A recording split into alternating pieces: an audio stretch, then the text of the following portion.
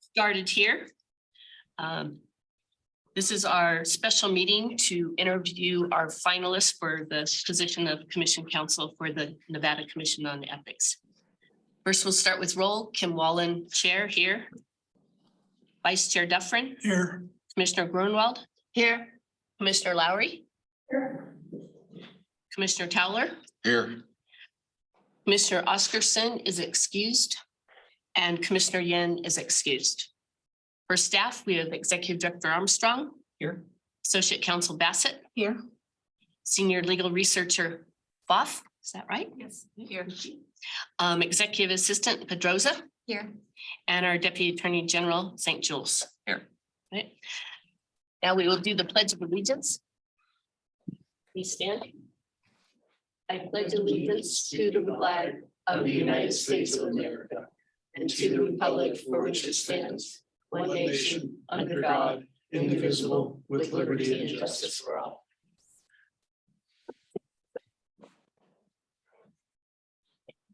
Item 2, public comment. Executive Director Armstrong, has the commission received any public comment by email? Be read into the record. The commission has not received any public comment by email. There are no members of the public physically here in Reno.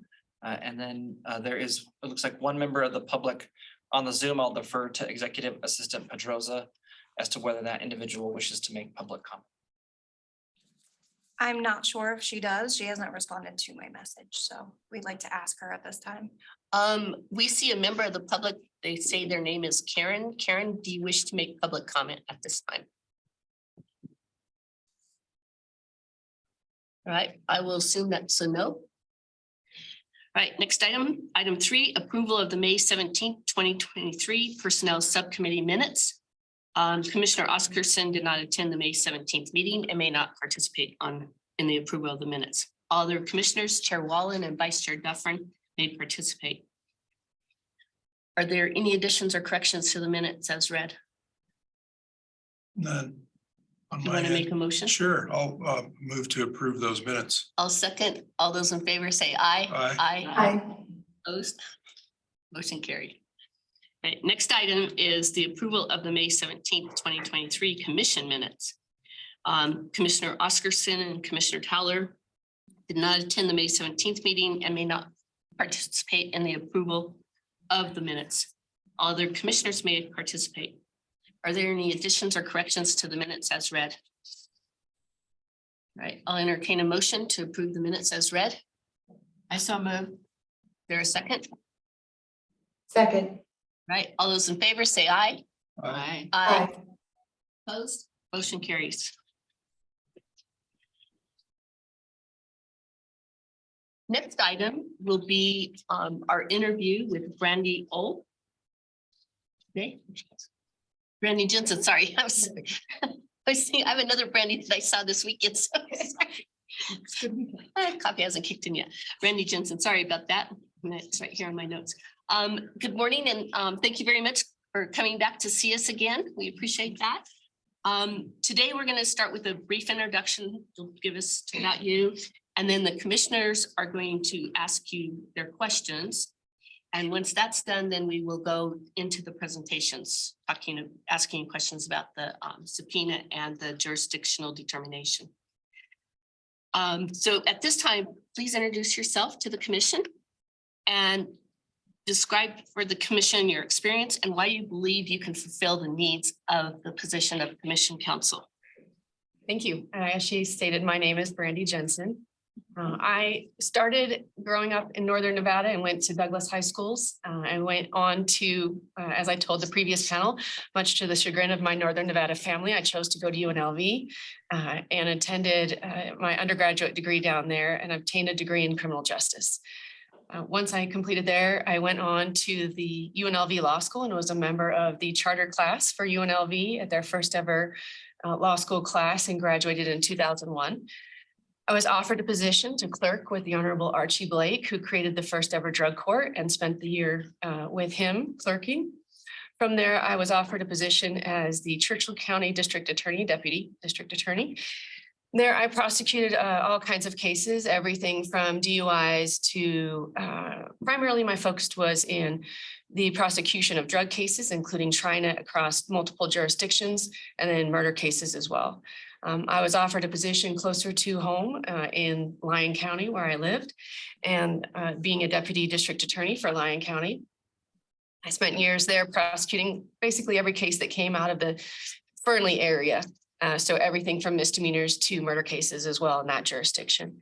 After spending 3 years at that, I was offered the position as the city attorney for the city of Fernley, and I have been there for the last 13 years.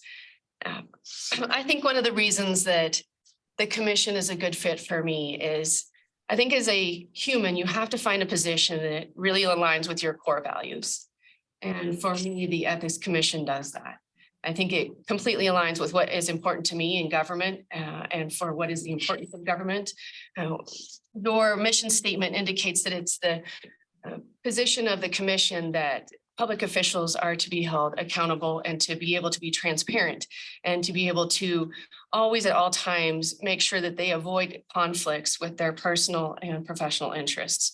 And I think that is something that has always been very important to me. I've always scored well and basically perfect scores on my ethics portions of my evaluations throughout the years. To me, it has always been something very important. And so for me, this is a position that aligns with my core values in government. And I think I would be a good fit because of that.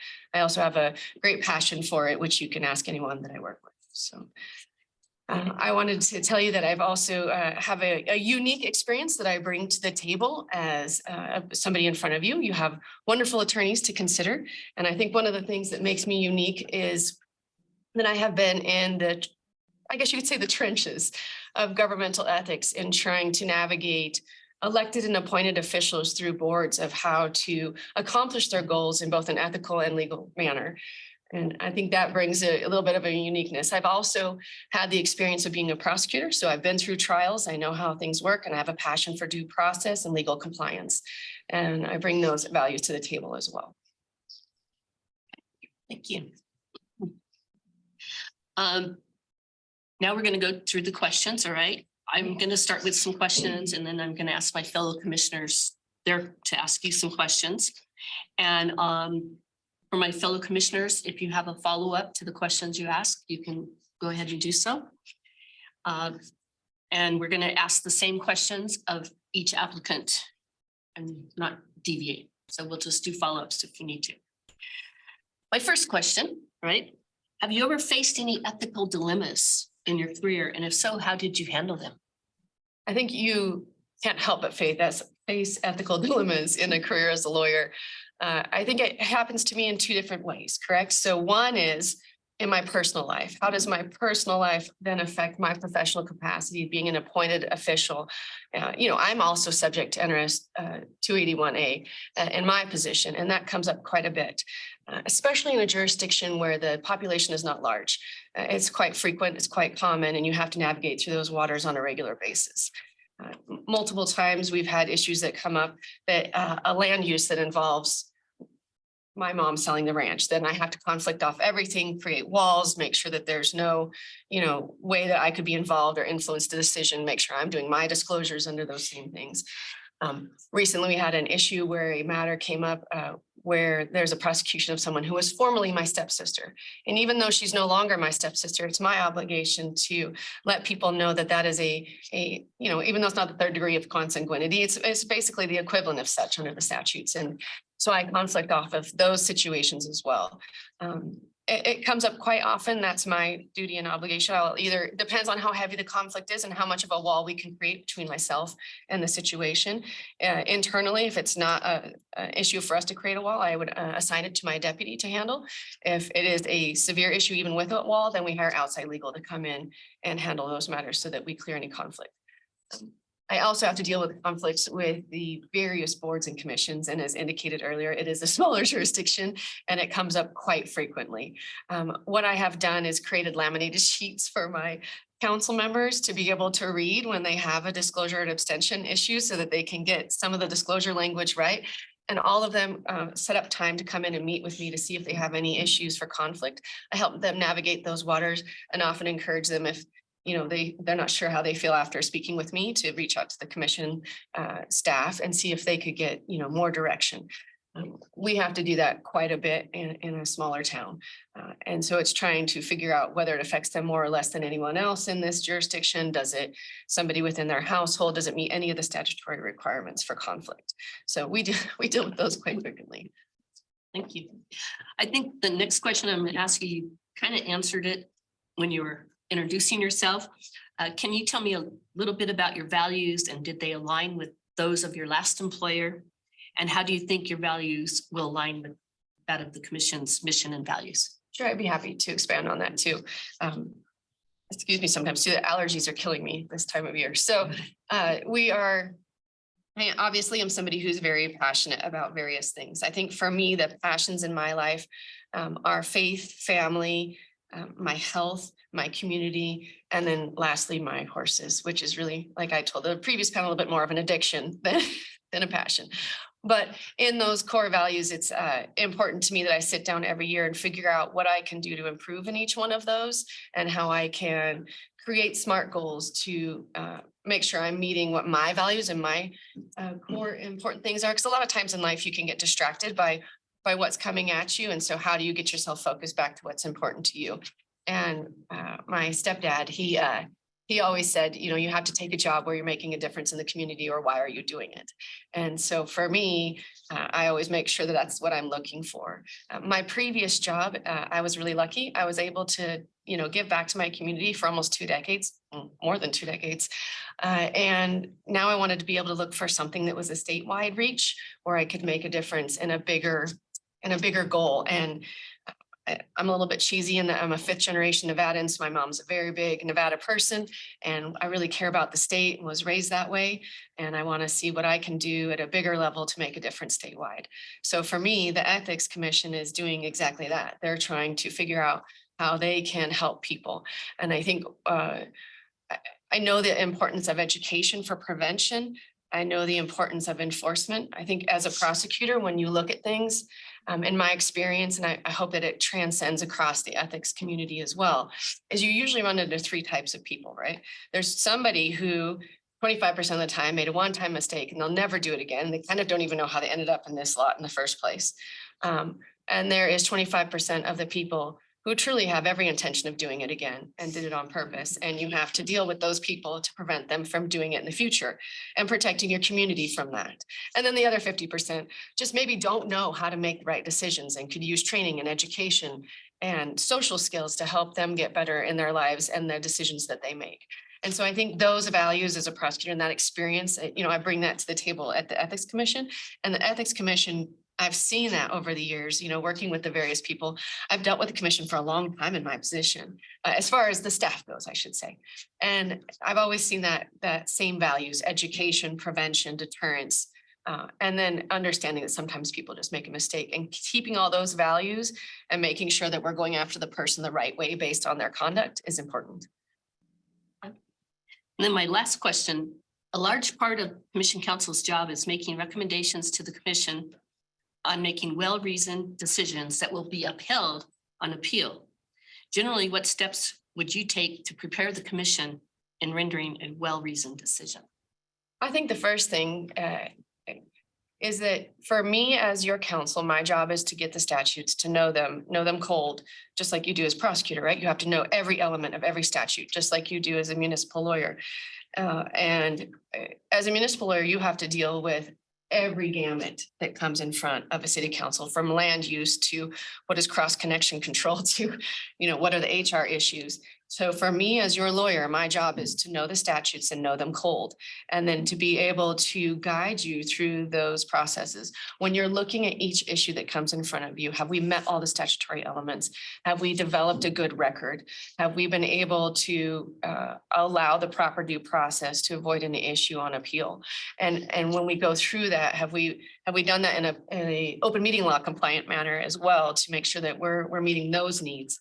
And I think I've worked with, over the years, probably 20 different council members, 6 different city managers, 3 different mayors. And through that experience, you learn how to figure out how to best navigate the waters of things that come up, and to be able to create a record on that city council, as well as having done it as a prosecutor. I've been appealed a few times. I try to make a really clean record, so that never happens.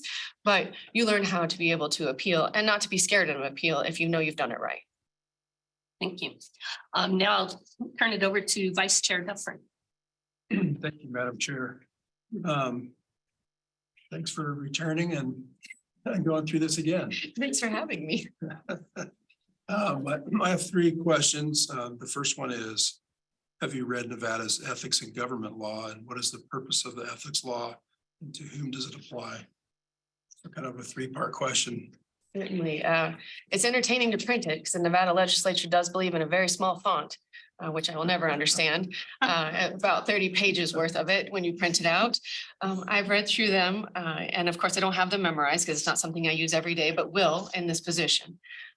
It does apply to people who are public officers or employees under Nevada law, and the public officer and employees defined in various sections of the statutes, including city managers, elected positions, appointed positions.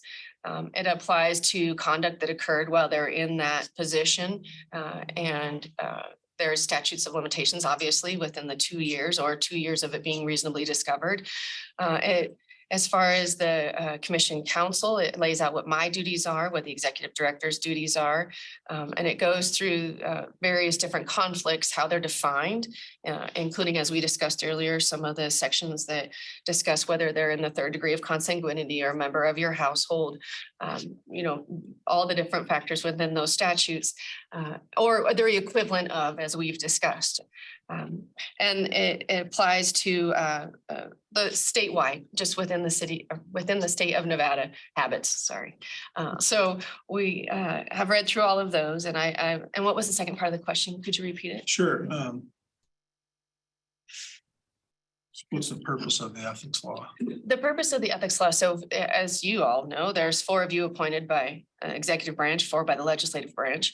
And I think it's to create a balance and to hold the elected and appointed public officers not just accountable, but I've kind of touched on some of it already.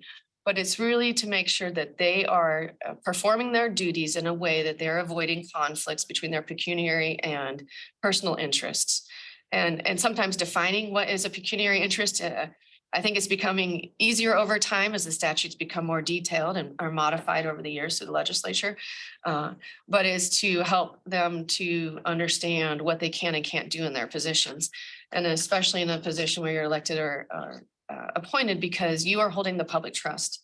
And that is laid out in the first statute of the ethics chapters that lets you know what, why do these ethics laws even exist? And it's not just for punishment, right? It's to try to guide as well, so that these people can know how to make a decision and do it in an ethical and legal way.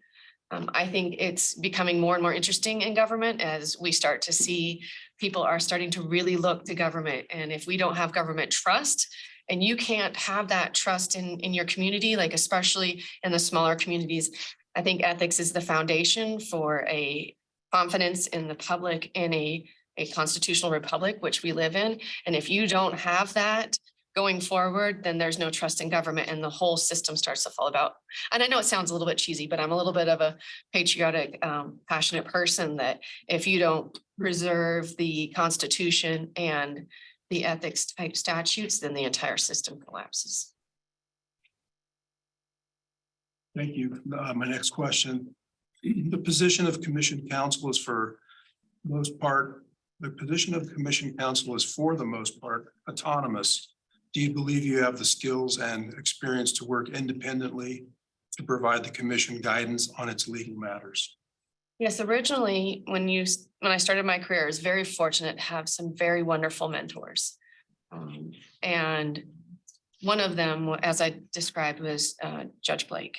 And what he taught me was you rely on no one but yourself to make sure the job gets done, but you use the resources around you to make sure that you're doing the best job you can. There's always people out there that can help you, but sometimes you're floating by yourself. When I started as the city attorney's office, it was a staff of 2. Our department, as I joked earlier, was huge, right? And so at one point, our legal secretary retired and I ran the office by myself for an extended period of time, almost a year. Drafted my own legal documents. I still do to this day. I was just joking about that with my legal secretary the other day. She's like, I'm here, right? I can help.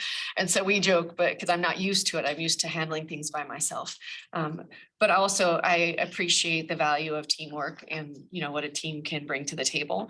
I know that in this position, I am kind of individual in my own. I look forward to working with obviously the staff and the commission, but I also know it's my responsibility to carry the weight in this position. I'm willing to do that. Great. My last question, what do you perceive your relationship to be with the commission, and what do you believe are the most important aspects in maintaining timely and quality legal services to your client? I think my role with the commission is to ensure that we are meeting the statutes and the intent of those statutes while guiding you through some of the occasionally complicated legal waters.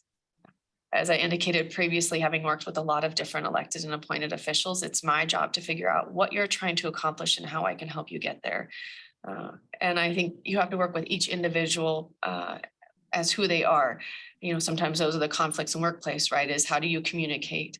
And I kind of think it's a little bit amusing that sometimes, when you're working with council members or different appointed officials or district attorneys that you're working under, each one has different goals and different things that they're trying to accomplish. So how can you bring them together as a team to make sure that the board speaks as one in a way that you're guiding them in the legal aspects of that?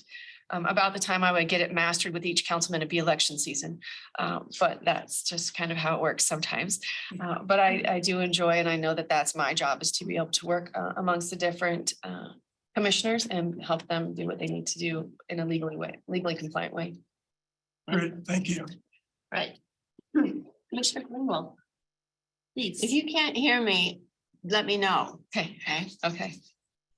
I want to ask you about the time when you had to analyze information and make a recommendation. So for instance, the fact pattern that the commission gave you and that you answered for your writing sample.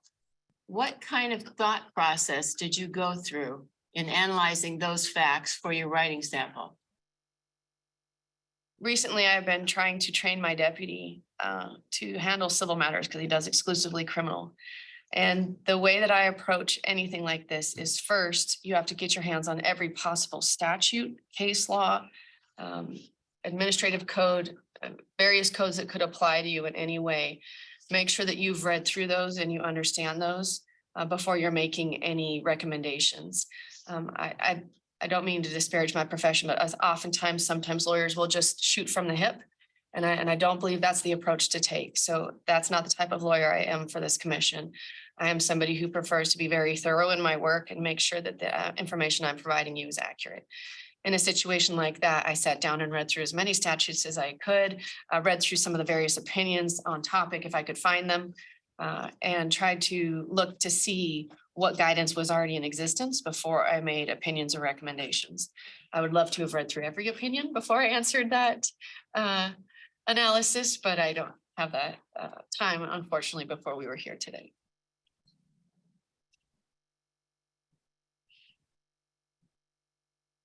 I'm interested in your governmental administrative regulatory experience. Please describe your litigation experience, including whether you have experience in evidentiary issues and trial matters. Certainly. As a city attorney, you spend the majority of your time navigating through municipal codes, compliance, and laws, everything from how many roosters can you have in a city to what kind of zoning is going to be working under this master plan amendment and whether you can do that. And so you have to have a very broad depth of all codes and an ability to navigate through a very extensive and long code to find those sections. in trial matters, to help you understand what we do in my current position is if we are sued, it is generally sent to the pool pack, which is a insurance firm that defends us in litigation matters. They do not defend us in land use matters, and that is our burden to carry. If it's a small enough matter, generally I do all the litigation myself. Various council members have sued us for not being seated soon enough. They thought they won the primary, they get seated in June, and I go to court and say, no, it's in November under the statutes, and I've successfully defended all of those litigations. When it comes to litigation in the more heavy matters, I haven't done a lot of those in the last 13 years, and I want to make sure the council's, I'm very honest with you about that. However, as a prosecutor, I have done, I don't even know how many trials. I probably should have kept track at some point, but I wasn't smart enough in my career to do that. I have done murder trials. I have done numerous jury trials at a district court level. I don't know, I think probably 15 to 20 jury trials. Numerous evidentiary hearings, because that is where the criminal world focuses, is on the, was the evidence obtained properly? Motions to dismiss, motions to suppress, motions in limine. We've dealt with all of those. And like I said, I always draft up my own responses to those and do my own legal research. When it comes to those matters, I would say I have extensive trial experience, but limited to the criminal field. When it comes in front of regulatory boards in front of the state, we really, thankfully, due to, I am hoping, some hard work, have avoided those in the years that I have been the city attorney. We went from the highest numbered ethical and open meeting law complaints when I got fired to being the lowest, to having none. I want to knock on wood, but to having almost none. So that was really one of those things where we don't have a lot of administrative hearings because we try to stay in compliance at all times. But for a trial experience, it's definitely from the criminal side, and having done various motion matters, as well as trying to work through the current boards and navigate the waters of their administrative compliance. How about settlement conferences? Have you participated in settlement conferences? Only a few. The city has been sued on various matters in which I went to settlement conferences, and I'm the one who drafted all the settlement agreements and resolved those matters. Obviously, you've been to district court. Yes. What about the Nevada Appellate Court? Have you had any dealings with the Nevada Appellate Court? No, ma'am, I have not. How about the Nevada Supreme Court? No, ma'am, unfortunately not. Federal Court? No, ma'am. No occasion. Ninth Circuit? No. How about the Nevada? Feeling very local based right now. How about the Nevada Legislature? Have you ever had to appear before the Nevada Legislature? I have not, but I have attended on various occasions when there's been bills in front of the legislature. We have had some various issues that have come up with the city that they've tried to address through bill drafts. And we currently I drafted a bill draft that was just recently adopted through the legislature. Have you ever held a confidential legal briefing with a public body? Every 2 weeks for the last 13 years. We have a legal brief at 4 p.m. every Wednesday before our city council meetings. And we go over all pending and threatened litigation at that time and move through how we're going to navigate those waters. Last question. On the motion or the request for attorney's fees that you supplied as your writing sample, have you had a lot of dealings with government persons trying to annoy the government? In other words, a vexatious litigant. Have you had many dealings with persons like that? Yes, ma'am. I think that's a common trend that's occurring in government recently. And I think being able to navigate those waters and ensuring that you're protecting their due process rights, while at the same time protecting the government from vexatious type actions is important. We get them quite a bit, especially in the criminal justice fields, who want to express different opinions on how they can do things outside of the Constitution or believe that the Constitution's inapplicable. And we have to navigate those waters on a regular basis. This was a case where it had really gone quite a ways down that road and was costing the taxpayers an exorbitant amount of money to defend those cases. As you can see in that motion, I did not ask for that person to be sanctioned in an unhealthy way, but through a way that could limit the way that they were abusing the system, but still allow them the due process they need for future matters. So you've walked that line. Quite a bit. Yeah, thank you. I have no other questions. Right, Commissioner Lowry, we're going to go to you now, and Ms. Jensen, if you can look towards her so she can see your face, so just respond directly to her. We'll watch you from the side. So she has the opportunity to see you, so please Good morning, proceed. Ms. Jensen. Morning. So my first question is a bit of a follow-up question. You talked a little bit earlier, I think it was in your introduction, about your self-sufficiency when it comes to kind of handling your workload. And to follow up on that, let's say you were in an office and you had no paralegal, no executive assistant, no IT department, right? That it was really just you. What is your proficiency in terms of technology when it comes to handling your workload and maybe initiating and doing all of your motion work, research, management of the office, specifically as it pertains to technology? Certainly. As previously indicated, I did run the office by myself. I think one of the things that I bring to the table is that ability to run independently. When I started at the city, all the cases were in accordion files with carbon copies of tickets. And I went in and created physical files, figured out how we could be able to run criminal histories and be able to have a more sufficient thing. So that if somebody comes in, it's not their first time as a DUI, we would know that. And that was a situation where I had to handle everything by myself, getting lined up with the FBI to get clearance for that ability to run the background checks, and those types of things. And then what we did as a team, and even independently, was I decided that it was time for us to digitize our files. And so I interviewed 10 different software programs to try to determine who was the best fit for our jurisdiction. We decided to go with a Legal Edge software upon which we implement all of our files into that digitized system and be able to create merge documents. So what I did was learn how to actually create the merge documents through software training. And I actually create the document and the programming within that document to be able to say, I want to charge this person with DUI. It pulls all of that information from it into that merge document that I've created so that the legal secretary could save time. As I had told you, I am used to writing my own motions. I don't think I've ever had anybody write a motion for me or a brief for me. I'm working on that, but I am quite used to running independently. I find great pride in my work and want to make sure that it's done right when it's presented, and have floated on my own. When I started as a city attorney, I certainly had no idea what cross connection control. I had no idea what the various HR matters were. And so you just have to learn fast and learn on your own and learn quickly, read statutes, read things, look for other sample briefs in other courts and work through trying to draft those yourself. I think I would say I excel for the most part in Word and creating pleadings. I can't say Excel is my best friend.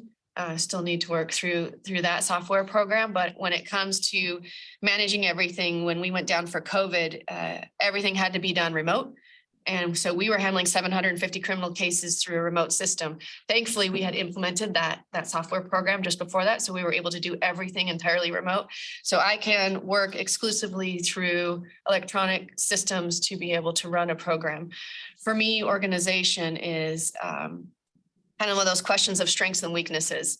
I'm a very forgetful person, but then that developed my strength to be an extremely organized person. I like to know when all of my due dates are. I have them all calendared. In the system that I'm utilizing currently is a Microsoft To Do program. I enter in all of my tasks. Currently, there are 282 outstanding tasks at the city that I am to work on, as well as a separate Microsoft To Do I use for my personal life that goes in there. I put in the due dates, reminders, and task assignments, and then it sorts them for me by day of what's due and what's due when and what to work on in priority, and it lets you drag them into priority for your days. I keep that on my phone to remind me at all times of what my tasks are for the day, so that I'm focused on what needs to be done at this time rather than the big picture that can sometimes become overwhelming in government work with the lack of resources. So that's how I stay organized and utilize electronics in my current profession. Thank you. I'd like you to imagine a situation in which one of your colleagues wants to solve a problem a certain way, but another colleague has a totally different approach. They come to you asking for help in deciding on the right approach. What do you do? I think that is the never-ending conflict at work, is two people who likely in that situation have the same end goal, but different paths on how to get there. I would assume in a situation like this, it would be somebody wants to be able to address the conduct of a person who has acted outside of the ethics laws or perhaps didn't follow them in guidance. And we have to determine what to do. You're always going to have different opinions. That is the joy of having people who are intelligent with different minds. Previously, when I worked with the city manager who was there the longest, she and I always had the same end goal, but did not always agree on which path, how we were going to get there. So it was our job to sit down and figure out together how we could accomplish what was in the best interests of the city, and in this situation, the best interests of the state, to try to figure out how we can come up with a solution that gets that done. And I think if you're understanding what they're trying to accomplish underneath, sometimes the path that they're doing isn't necessarily the accomplishment as much as what they're trying to do. I'm struggling to explain that, but basically what they're trying to accomplish doesn't necessarily have to be that path. There may be a third path that you can both agree on to be able to get that done. And I think you're going to always have people with differing opinions. And it's my job as the attorney to try to navigate those political waters to come out with something that's in the best interest of the board. And kind of a follow-up question to that, in terms of office interpersonal relationships, what is your understanding of, in the workplace, of emotional intelligence? So I think that's something that I was fortunate enough to have grown on in my career path. When I first started, I had never had anybody working under me. And so that was a new thing to experience. And I think when you go into a position originally, you believe that everyone's going to work as hard as your work ethic is, and everybody's going to take the same path that you take. And you have to learn that that is not how the world works. And so I took it upon myself to take as many communication classes as possible. I tended to be very autocratic, very rule follower. That's why I've worked well in the criminal justice system. But you have to learn when it comes to interrelations in your team that you have to become more intelligent in your communication style.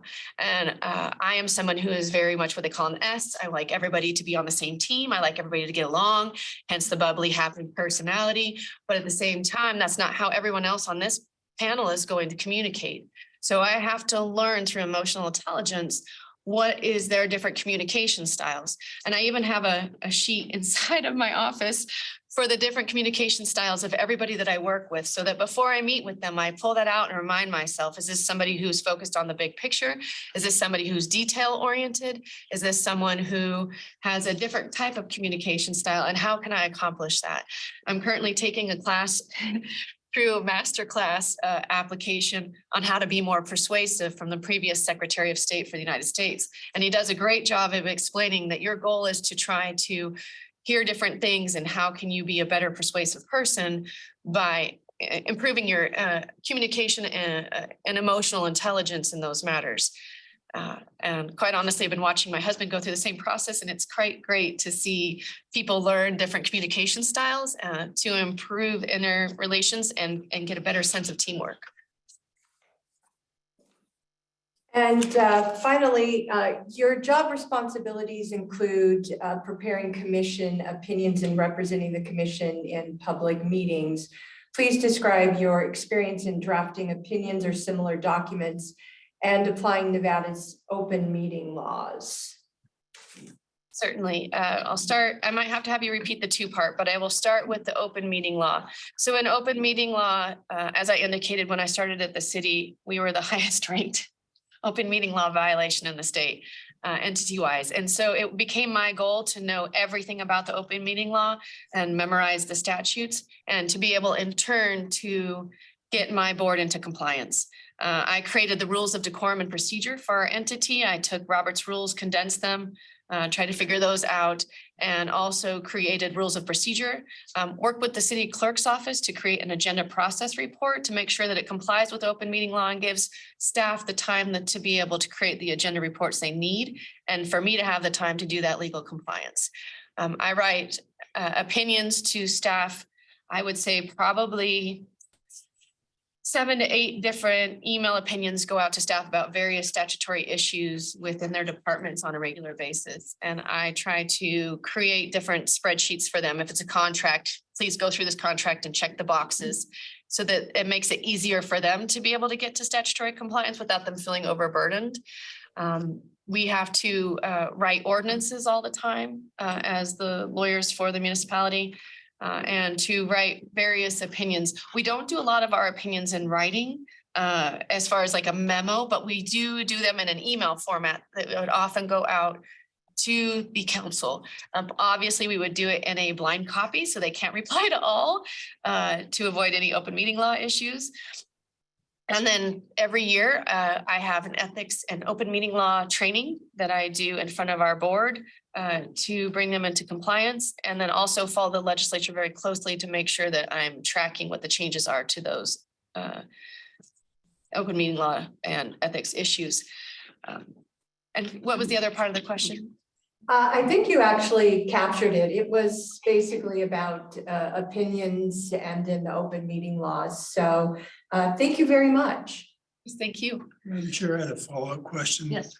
Commissioner Lowry's question regarding the open meeting law. So I just was curious regarding your experience on public comment. I'm assuming you've dealt with that quite a bit in your Yes. career in public meetings. And the current rules, it has to be public comment at the beginning and end of each public meeting. And my question is, are you required, or can you require the public to limit their comments only on the items that are on the agenda, or is that not allowed for current public comment for the open meeting law? So I'm sure, as you know, actually public comment can be done in 2 different ways. One, you can have it at the beginning and the end of your meeting, or you can have it on every item on the agenda. You can also create a rule of decorum and procedure that allows the chairman to open various items for public comment. The time limits have to be set inside of whatever, and you have to be consistent. Whoever is going to speak is given the same amount of time. So if say in a situation with a mayor extends the time of one person, from our standard is 3 minutes. If they extend it to 5 minutes, everybody gets 5 minutes. And you have seen me in council meetings. If you watch me, write on a piece of paper, run up to the mayor, gotta give everybody 5 minutes, or those various things. So it depends on how you structure your format of your agenda. If you're gonna do it at the beginning and the end, there are various statutes that require certain items to be open meeting law, including various or public comment to be on each item, such as land use items. Certain ones require that you have public input on that item. And so you have to be able to be in compliance with the open meeting law at all times. You cannot control content of what they say. That is not your job. That is the right of our government structure for somebody to appear and say what they want to say, even if it's uncomfortable, even if you don't want to hear it. Now, there are some limitations that you can do as far as like inciting riots or, there are some, but for the most part, the First Amendment allows pretty broad depth when it comes to the First Amendment within the open meeting law and the public comment sections. Good, thank you very much. Yeah, that was the question I was going to ask our Deputy Attorney General. No, you don't have to. I know. All right. Now we're going to move on to Commissioner Powler, please. All right. I have 4 questions. Okay. I'm going to ask them all, but I think you've answered the first 3. I just don't want you to think I wasn't listening. So I'll just have you answer them again, I guess. The first one, would you characterize yourself as someone who researches before responding to an inquiry, or do you provide your gut reaction given your experience? So as you indicated, I have answered to some extent, but I can expand. I think it depends on how knowledgeable you are on the subject. If you ask me about DUI, I can list off every single Rogers factor you need to be able to pull over a defendant who's not in control or custody of that vehicle. If you ask me, various things about open meeting law, I have some expertise in that. It depends on whether I have felt that I have mastered that statutory scheme and I know it by heart. If I don't, then it is my job to research and know it. It is also my job to stay on top of whatever the changes in the law are. I'm very much a CLE person. I believe in continuing legal education courses, and I will take courses on top of whatever I'm required to do at the state level. The state bar kind of laughs at me because I always have like triple what I need in education courses. But for me, it's important to know and how to stay on top of the changes in the law. So doing the research is crucial to me and very important. Thank you. I'll just follow up on that. So say you were in a situation at a public meeting with the commission and you needed to answer a question to help the commission and you weren't sure of the answer and you had to do it on the fly. What would you do and how would you respond? One of two responses.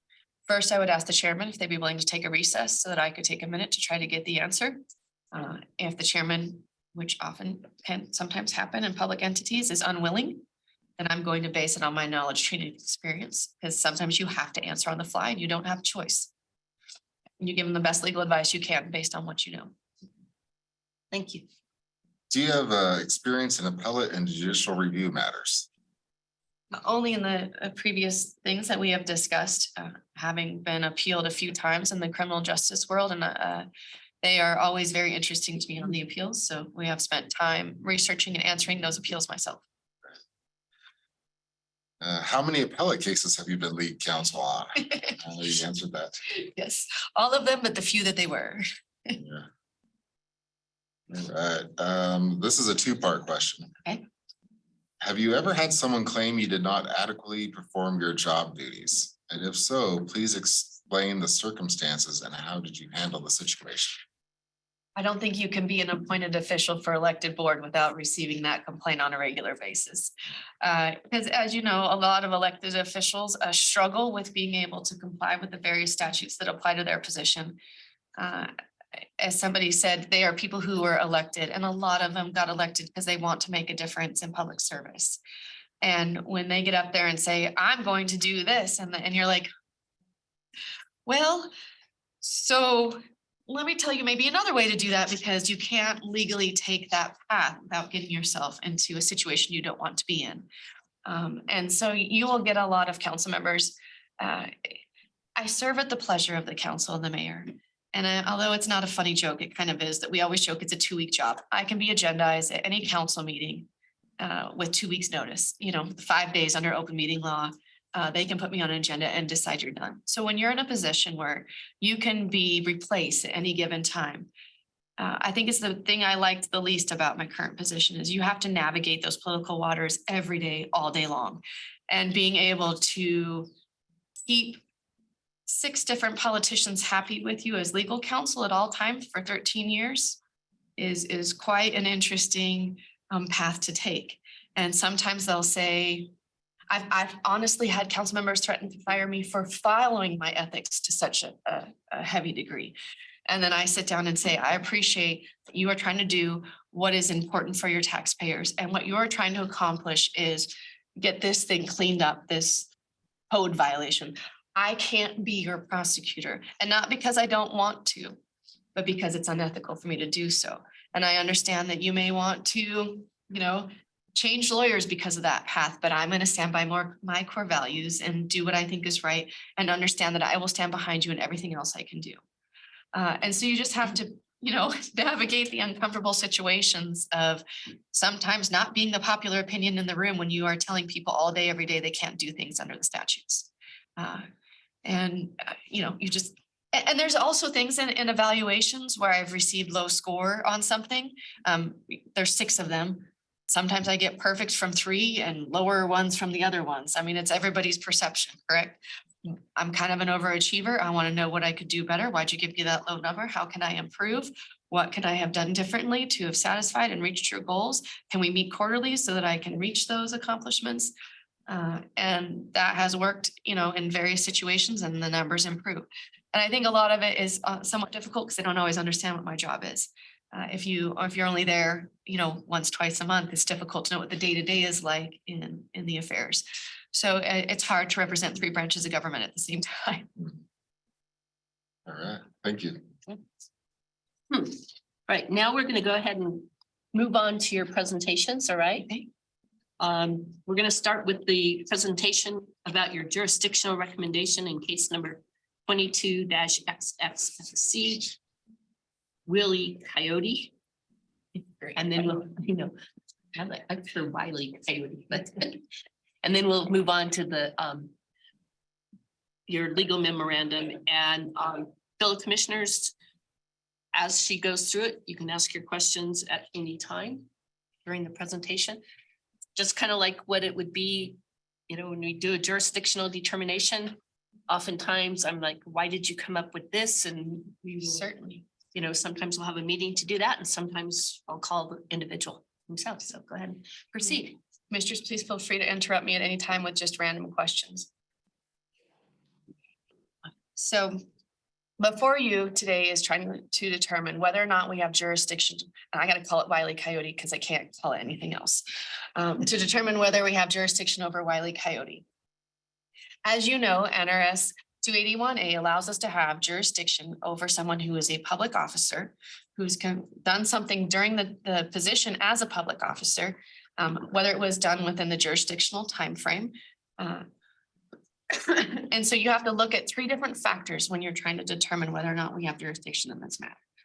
The first one to look at is determine whether or not there was a timeliness matter. So the NRS 281A 280 determines what our jurisdictional timeframe is, and it is a 2-year timeframe, as you probably already know. There is a exception in there that you see in other statutes. It's criminal as well. I've had much experience with that. It's not just the 2 years, it's also when it was reasonably discovered or could have been reasonably discovered. So when we're looking at this complaint that was filed on Wile E. Coyote, there are 3 different actions that are alleged in this jurisdiction issue. The first one, they're indicating that this, and can I ask a question? It would certainly help. Is this person a city manager? Because that was a difficult, you know what, I'll just go through the analysis. No, and we'll see. in the case, okay, because I saw that you'd questioned, are they really a public employee? And we would assume that they're a manager of some sort in this public body. Okay, Okay, that I don't know helps if me. they're a city manager or not, but they're definitely. I just, as a prosecutor, I never assume what Right. things are so that you don't get yourself into a But situation. that's good Okay. to think that way, so good. thought. So in this situation, they allege that this city manager made 3 different actions that are under your purview. The first one they're indicating occurred within the last month at least. So we know through the timeliness of that statute in 280 that we are good under the time frame. So that's one of the 3 different conducts that are alleged in this matter. The second one is during an election cycle that occurred in 2022. And as you know how election cycles go, you can start filing so far in advance, and it will all depend on how long ago they used their position to go ahead and send out that email. So it's going to depend on the timing. We're probably going to need some additional facts to be able to make the determination of whether or not that occurred within the 2-year timeframe that you have in front of you.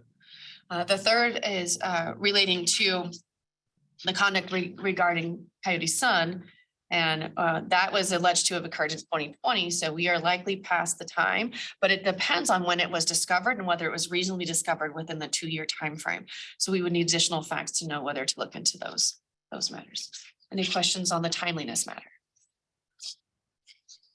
Well, I think I was good with the timeliness and your thought process and analyzing it and stuff. So, I mean, because you've never done one of these before and Correct. so. I will just say, sorry, it's because I had this same jurisdictional assignment when I did my interview, and it's challenging because our opinions are all online, but since the jurisdictional recommendations are all confidential, you can't go find a sample anywhere, so. That was a little, Yeah. yes, I was disappointed. So on the public officer analysis, I know you said to assume, but for me, I would also, had I first analyzed this, I would want to make sure they were a public officer. That's kind of step one. Yeah, that's always the step one, right? Otherwise, if the answer is no, then you're done. Yes, and we can move on. So I won't go into that analysis unless the commission wants me to. You're good. Okay, thank you. On the third one, it would be into the content. So there were multiple violations of NRS 281A that were argued in this complaint, alleged. And so I broke them down into each one to be able to analyze whether or not we've met the elements for that to bring it forward in front of this commission. The first one was under 401. And that was that he had provided these gift certificates and this logo apparel to various people that were employees of city. And so when you're looking at that, our NRS indicates that a public officer cannot accept a gift, a favor, any of those things that would benefit them in an economic way or benefit others and use their position inappropriately to do so, to gain favors or to give favors. The allegations indicate that he returned favors or received favors from the employees of the city. That obviously creates an appearance of impropriety that would cause us to take a look at the conduct. As a public officer, he can't accept any economic opportunity. What a reasonable person could cause him to depart from his duties as a public official. And so we need to gather information to be able to determine whether that conduct did do so. It is a straight allegation from one of the sections within our chapter of the statutes. And therefore, under that initial statute, we do have jurisdiction and should be looked into. The second one was under 402, which was whether or not he used the budget hearing to secure unwarranted privileges for his son. This is when you look at the analysis of the third degree of consanguinity under our statutes. And it states that you have obligations to avoid those conflicts as a public officer to anyone within the third degree of consanguinity. I sadly have that chart memorized. So you can look at that and know if it's his son, then clearly there is a conflict under the statutes. And if he was creating the budget, that it would be a duty of him to disclose. Now, it's difficult from the initial complaint to determine how much he was involved or what relation he had to that budget. But as the city supposed manager, if that's the presumption, then he likely created the budget. And if he created the budget, then having something to do with his son was something he at least had an obligation to disclose under our statutes. And I'm not sure if, I doubt he votes as the city manager, but if he was on the board, then we would have to look whether he'd done the proper disclosure analysis in turn to be able to determine whether to abstain under our statutes. So under that 402, he didn't have jurisdiction as well.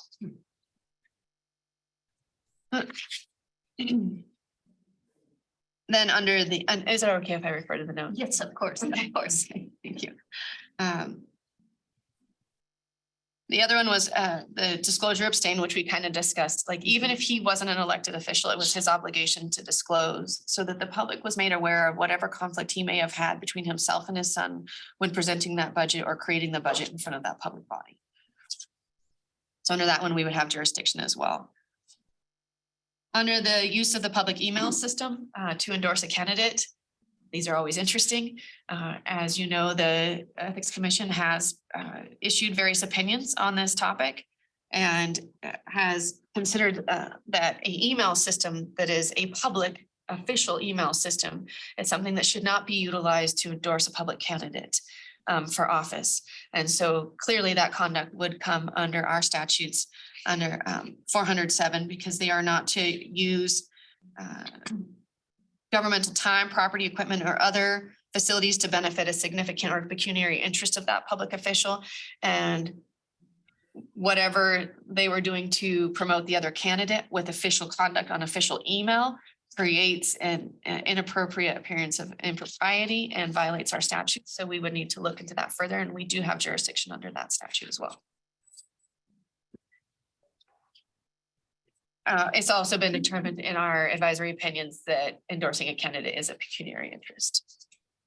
So I think under the content analysis, you've got jurisdiction under all of the various statutes that were alleged in the complaint, and therefore under content analysis would have it. So making the assumption that this person is a public official, an officer, which, also under the statutes states that a city manager is a public officer under 281A.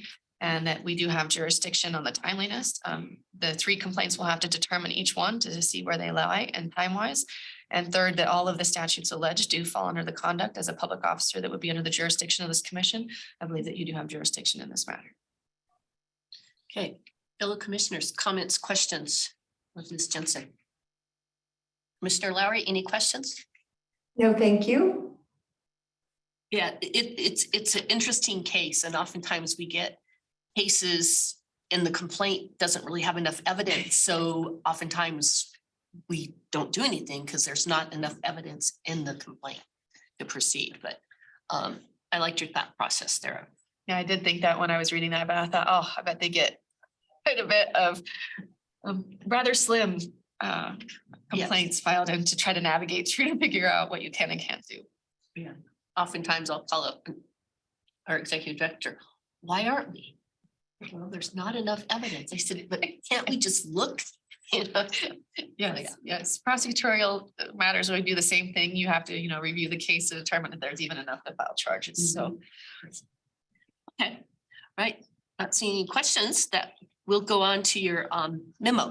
And what we'll do here, rather than a presentation, I think you guys, everybody's read the memo. But if you'd like to ask questions and do some follow-up clarifications as to, I know, I see Commissioner Greenwald, I know she's ready to ask questions, so please. On your analysis of the son of the public officer, when it said in the facts that they went over the budget in August of 2020, I'm understanding that they went over the budget and voted on it in a meeting. So wouldn't you think that that would be clear evidence that it was, that's when they knew that there was a problem, and therefore the statute of limitation, it was beyond the statute of limitations? It's an excellent question, Commissioner. I think it would depend. Had it ever been disclosed that that was his son? Could anybody at the city have known? Was it a large enough jurisdiction that nobody had any idea that this was Wile E. Coyote's son? And so once they determined that they had discovered that information, could it then have been brought forward as soon as they found out? If they knew at that meeting, absolutely, you're right, Commissioner, it should have been the statute of limitations hitting that day. But if they had no idea that that was his son, or that there was, because if he didn't disclose, right, we're right back to where we were, where the public would have no way to know that that was a relation within the 3rd degree of consanguinity. So it would depend, I think, on should a reasonable person have been able to discover it within that time frame? And that's the standard that the case law has looked at quite extensively when it comes to discovery of statutory limitations. That's just a criminal thing as well. You have to be able to say, would a reasonable person have been able to discover that within that 2-year time frame? And so I think it would depend on what the facts indicate. But if everybody knew it was son, absolutely, we've hit statute of limitations on that. Okay, thank you. That cleared up a question I had in my mind about your analysis. Sure. Thank you. Okay, questions on the memo? Comments? I just have one question, okay? You put in there that we only have 7 days to respond. And my limited legal knowledge, I believe we have 14. Can you explain why you put 7 and I think we have 14, right? Executive Director Armstrong? I believe so, yeah. When I looked this morning, there is a provision. It kind of depends, but you do have 7 days if you're a party in a matter and someone's subpoenaing someone else to try to stop the subpoena of someone else. But I think it's 14 if it's a subpoena. So just, so you were thinking that we were a party then? Correct. Yeah. Okay. And I yeah, go ahead. Oh, thank you. So in the matter, in the Nevada Rules of Civil Procedure under that section 45, you have to file that objection and motion promptly. And in this matter, the district court case, as he indicated, would be Wile E. Coyote versus city. It was the title of the document. And so he's correct in that matter that it would be that we weren't a party in it. So if we were a party, correct, on the 7 days, and if not, then yes. Yeah, I was just, It's good. I was, Good catch. and I'm not an attorney, so I was just confused. So thank you. Thank you. makes sense. Wouldn't hurt to get it in 7 just in case, and that's the kind of person I am. Well, yeah, better to be sooner than later, that's for sure. Okay, any other questions on her memo? No, all right, any questions on her writing? I know that Commissioner Greenwald had a question on her writing that she was sent in. You asked that questions. Any other questions on the writing? No? Okay. Well, I mean, your memo was very thorough and, you know, had everything laid out in there. I thought that was very well done. I have some follow-up questions here. Or if you were hired for the commission council position, are you okay with not doing any outside legal work or having any secondary employment and having restrictions on being actively involved in political campaigns? Over the weekend, I spent some quality time with the NRS, and I fully understand the limitations. And as I discussed with my husband, I fully understand why those limitations exist on the restrictions for what you can and can't do while working for the Ethics Commission. So of course, I support that. I have no campaign desires or friends with campaign desires. So I don't know if that's lucky for you or unlucky for me, but I have no qualms with complying with those statutes because it's not something that's in the purview of any conflict I see coming up in the future for me. I don't have any qualms either. I save money. Yeah. Next question. Do you have any concerns with having to travel throughout the state of Nevada for training and other matters when they? I have basically been a child of the whole state through most of what I've described to you. I was raised in northern Nevada. I went to school in southern Nevada. I love both ends of the state. I love visiting both ends of the state. I'm aware that some of the commission meetings are held in Vegas and some are held up here. Willing and would love to travel. Have no conflict. Our August meeting might even be a rural meeting. We haven't decided where, It's very exciting. maybe Tonopah. They have a new gas station. They have a new hotel there too. Maybe Gardner. To know. Yeah. That would be good. Yeah. So anyway, so we try to move around and October is always in Vegas. So, yeah, so April and October is Vegas. And it's not too hot. Yeah. My next question, since this is a nonpartisan office, how would you address any partisan issues in the workplace? It's a nonpartisan office. And that is the focus. It always Yeah. has to be and has been in my career for the, Mhm. last couple of decades. You just have to do what is right by the best interest of the commission, regardless of partisan issues. If you are chosen, how much notice do you need to give to your current employer? Currently under contract, I'm required to give a 30 days notice to my employer. Okay. And can I ask a follow-up question to that? What are you guys looking at for a start date? I mean, what we want to do is. I'm not work- trying to be presumptuous. Yes, just no, I mean, Questions. we want to go, I mean, if you're to fail, I don't need to give notice, just a week or whatever. I don't think I'd want to hire a person like that because they do the same thing to us. So we're going to work with whoever we hire's schedule to, I mean, we're not going to drag it out like 3 months or Right. 2 months, but 30 days is reasonable. I do have, to be very forthcoming, 2 personal things that have come up. My stepdad passed away recently, and when he did so, I promised my mom I would take her, promised my dad on his deathbed, I would take her to Europe. So we are going to Europe in July for 2 weeks. And then my daughter is graduating in 48 hours. So it's been a crazy weekend. And we are moving her to the University of Montana in August. And we'll be gone for that 2-week stretch as well. And it's awful timing. I know. I just don't know how to get out of those 2 situations. So No, well, family is important. yes, Yeah, so, and like we said, it's work-life balance, so. yes, that is my goal. Now, is there anything else you would like to briefly add that will assist us in evaluating your application? Can I ask a couple of follow-up questions before I get into Of that course. summary? Okay. How does the commission interact with its attorney? Like, what do you think has worked well and what would you like to see improved?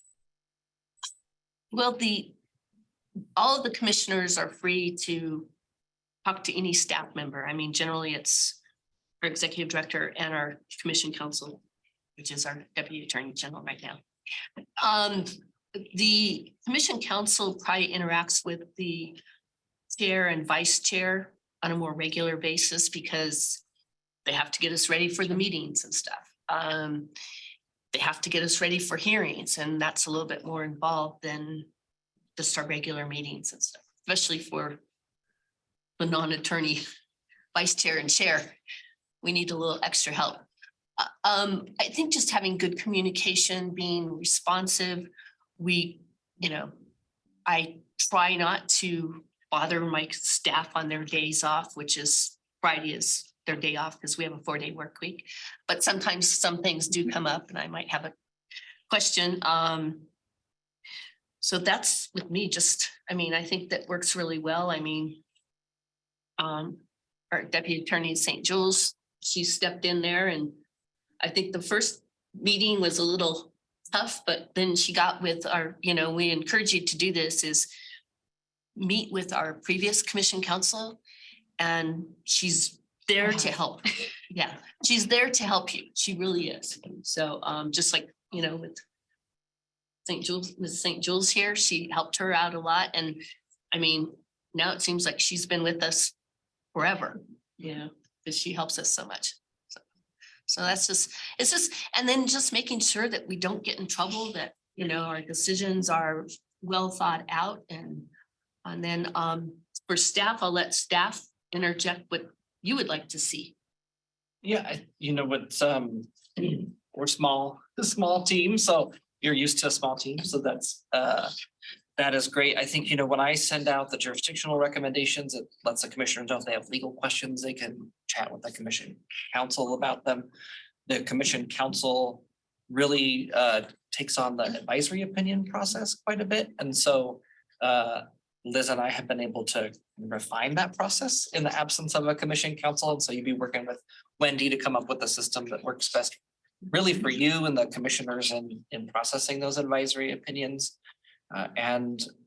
We have a meeting after each commission meeting to kind of go over how the last one went and stuff to go forward. So being, participating in that and thinking about ways we can improve our processes across the agency is a helpful role.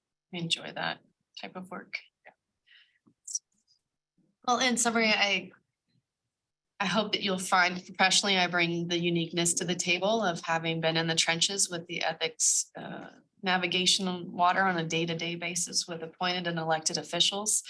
And I think you know what my strengths and weaknesses are as far as the appellate and Supreme Court, but also bringing to the table that trial experience as a prosecutor and motion experience and having my own office on my own. I look forward, for me, the goals are important to me, our family, as I've told you before, and work-life balance.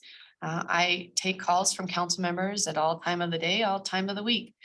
But they also respect that I'm going to leave at 4 to go to the volleyball game. And I hope that that's the same respect and relationship that I can have with the commission.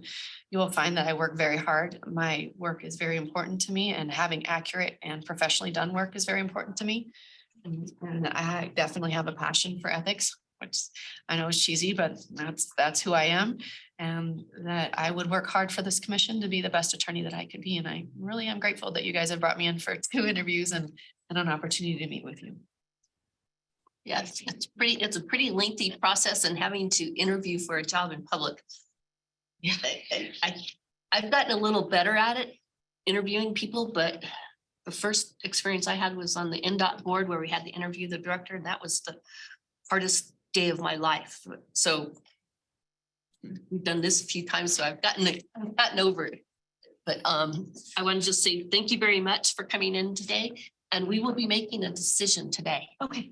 Yeah, so you will hear from us one way or the other by the end of. Are the day. next steps then, after the decision is made, you form the candidates, obviously? Mhm. And then who's the person who'd be the point of contact from that point forward? Our executive director. Okay. Yes. Thank you, Mr. Yes. I appreciate it. Thank you very Thank you. much. Thank you for your time. Of course, we're going to take a break. You don't need me to stay. Do you want me to stay? No, you don't have to stay. No, you Okay. can, no, you can go. You can go. Unless this is very entertaining for you. Just gonna squeeze in a 40-hour work week and a 4-hour, 4-day week, and then graduation. 1 week, yeah. Enjoy. Bye, thank you. Thank you. Oh, I'm sorry. Commissioner, thank you. I I know. I need to stand up. Oh. No.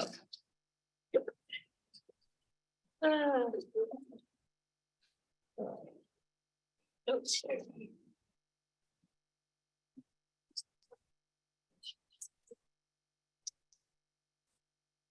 Okay. We're gonna take a break, yeah. I miss it. Let's start back, where's our other applicant? Is he there yet? I think Carrie's What time time? was 10:50. 10:30? Okay. Ask him if he wants to come earlier. Okay. But he doesn't, if he can't, 10:30 is fine. Okay, we're ready? Good morning, Mr. Davis. How are you? I'm doing fine. Thank you for coming in a little bit early. We appreciate it. So Sure. thank you very much. I want to thank you again for coming in today and coming back to see us. We appreciate that. Appreciate What that. we're gonna do, we're gonna start with you giving us a brief introduction about you. And then the commissioners are gonna ask questions, and then we will go through your presentations, okay? Okay. What I want to do is I'll start here and have you please introduce yourself and describe to the commission your experience and why you believe that you can fulfill the needs of the position of commission counsel. So please proceed. Hi there. Again, my name is Chris Davis. I'm an attorney that's been practicing since 1995. And I think I've had a very, very interesting and rewarding career as an attorney. Currently, I am a senior deputy attorney general for the state of Nevada, principally representing the public. I'm in the public safety division, which principally represents the Nevada Department of Corrections. Right now, I have a very extensive caseload. Well, I don't know right now. I don't know if I've closed a few out, but at one point I had 116 open cases. And so I'm pretty well familiar with handling extensive caseload. And the reason why I'm at the Nevada Attorney General's office is because I wanted to return to my roots in public service. I really enjoyed that part of my practice probably the most of anything that I'd done. But prior to this, 2 jobs prior to this, I was working as a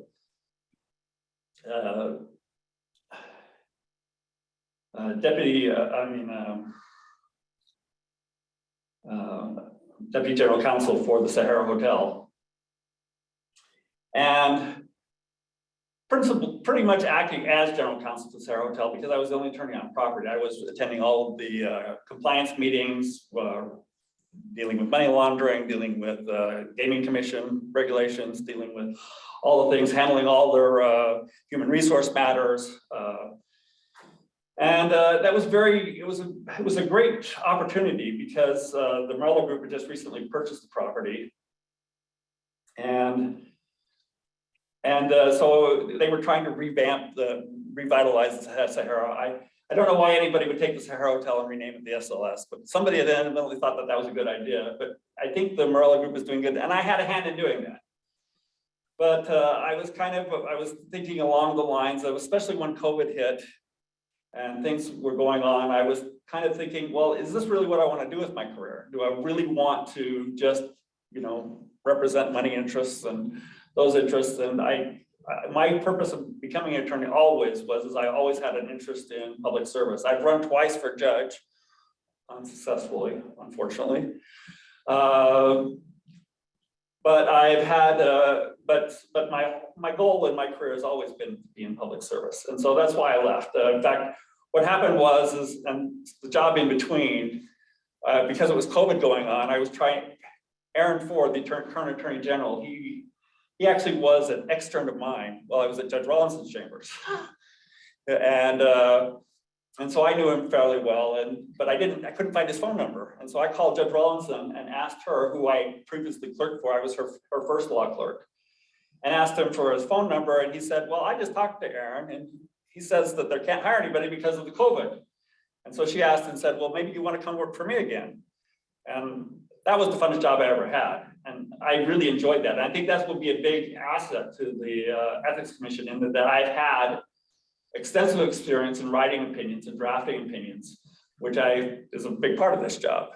And so I think that I can provide insight, and I have a curious ability to be able to uncover issues that some people might necessarily miss. And so I think that's an asset. So in addition to that public service, I also served as a deputy city attorney for the city of North Las Vegas, which also was a very good job, which I did for 6 years. And also wrote, dealt with a lot of the open meeting laws provisions that the Ethics Commission deals with. I dealt with providing recommendations to city council members. And I handled almost all the litigation for the city of North Las Vegas. So I was handling the litigation, and another attorney was basically handling all the mediations and arbitrations for the city, except for the tort claims, which I still did, which were under $50,000. Most of the things back then were under $50,000. I've worked with some of the most great mentors in my career. I worked at the law office of Morris Pickering, where I worked with Justice Pickering closely. That was a great learning experience because, of course, she's a very brilliant individual. I did almost all of the motions for summary judgments for Morris Pickering when they were there. I had a big hand in at that time the Nevada Power Company there were the brownouts going out in San Francisco, and break price costs of power was going way up and up and up. And it had to do a lot with Enron and what they were doing at that time. But they locked in power at a high rate.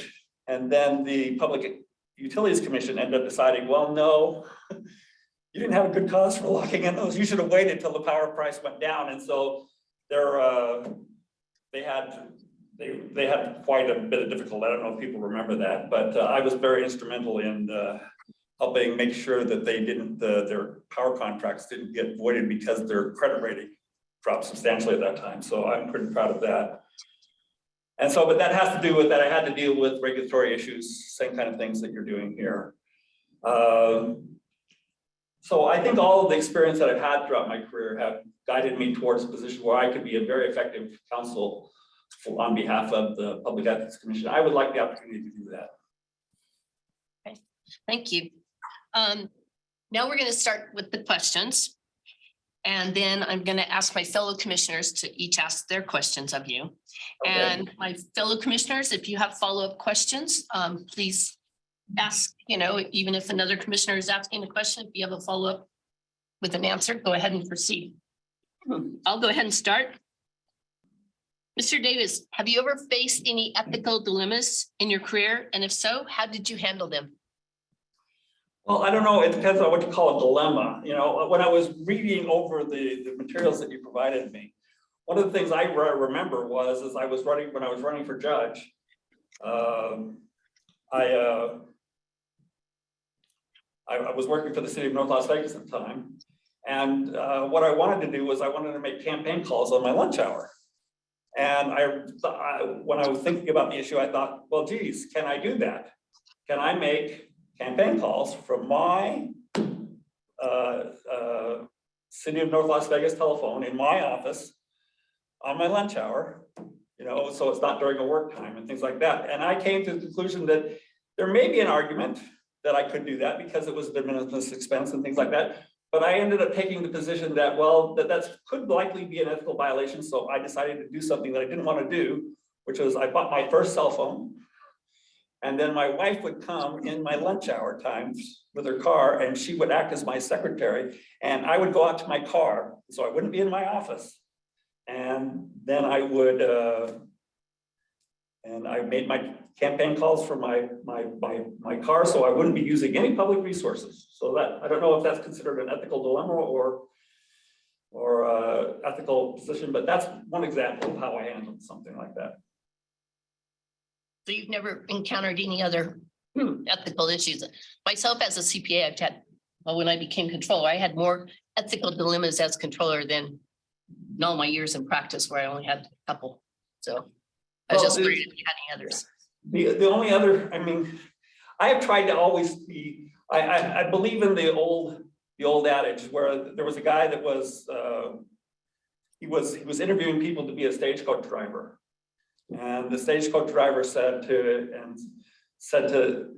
when he was interviewing people, he goes, well, how would you handle it if you're going along what could you do if you're handling your stagecoach, you're going along a mountain road and the first stagecoach driver says, well, let me tell you, I would be going like a split and I could still be, stand on the road and be right there on the edge and I wouldn't have any problem handling it at all. And the next guy said, oh, yeah, well, I could do it, I could even go faster than that and I could have 2 wheels off. And I could still make that corner and I'd be able to do it. I'm not good of a driver. And the third guy said, if I'm going to do it, I'm going to be driving slowly and I'm going to hug the mountain and that's where I'm going to stay.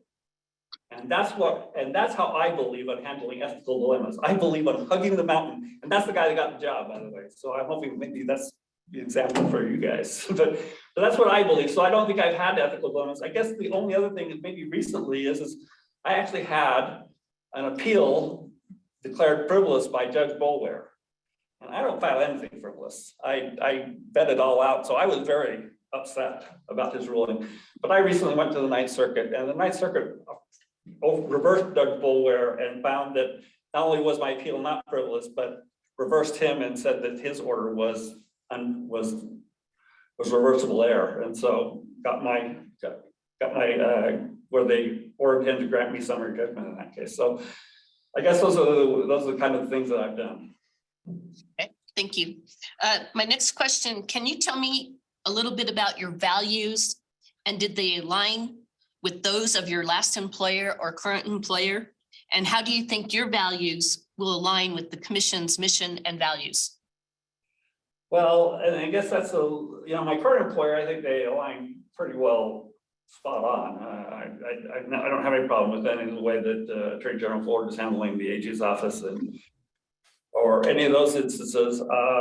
When I was at Sahara Haltel, I am a member of the Church of Jesus Christ of Latter-day Saints. And so I'm not personally a believer in gaming or gambling or although I've grown up here in Las Vegas my whole life, or alcohol, which is a big part of the hotel and gaming industry. And I think that also had kind of the reason why I decided to go back into public service is because I wanted to, I didn't know if that's really where I wanted to do it. Although, like I said, I think the Marilla Group's a great group, a great organization, and I believe that gaming is a great thing for the state of Nevada. But for me personally, I thought it would be better to do something else, and so did that. I also had a position where I was at the city of North Las Vegas, and I had a newly appointed city attorney who had some issues with how I handled my cases, and he wanted to do things that which I didn't consider to be in the best interest of my client. He was a city attorney though, and so I didn't think it was my position to actually, and because of the type of questions they were, it wasn't my position to override him. But since I didn't feel comfortable with doing that, I ended up resigning from the city of North Las Vegas. Okay. My last question. A large part of Commission Council's job is making recommendations to the commission on making well-reasoned decisions that will be upheld on appeal. Generally, what steps would you take to prepare the commission in rendering a well-reasoned decision? My opinion is the way I do this in my entire career is that first you go out and you research the facts, make sure you've got a great factual background and you understand and are fully familiar with the factual matters of the case. Then you do research necessary to see what past opinions have done. And, you know, just to be honest, it was a little bit difficult when I was doing that for your samples. I was having difficulty actually, you know, trying to research and find past opinions.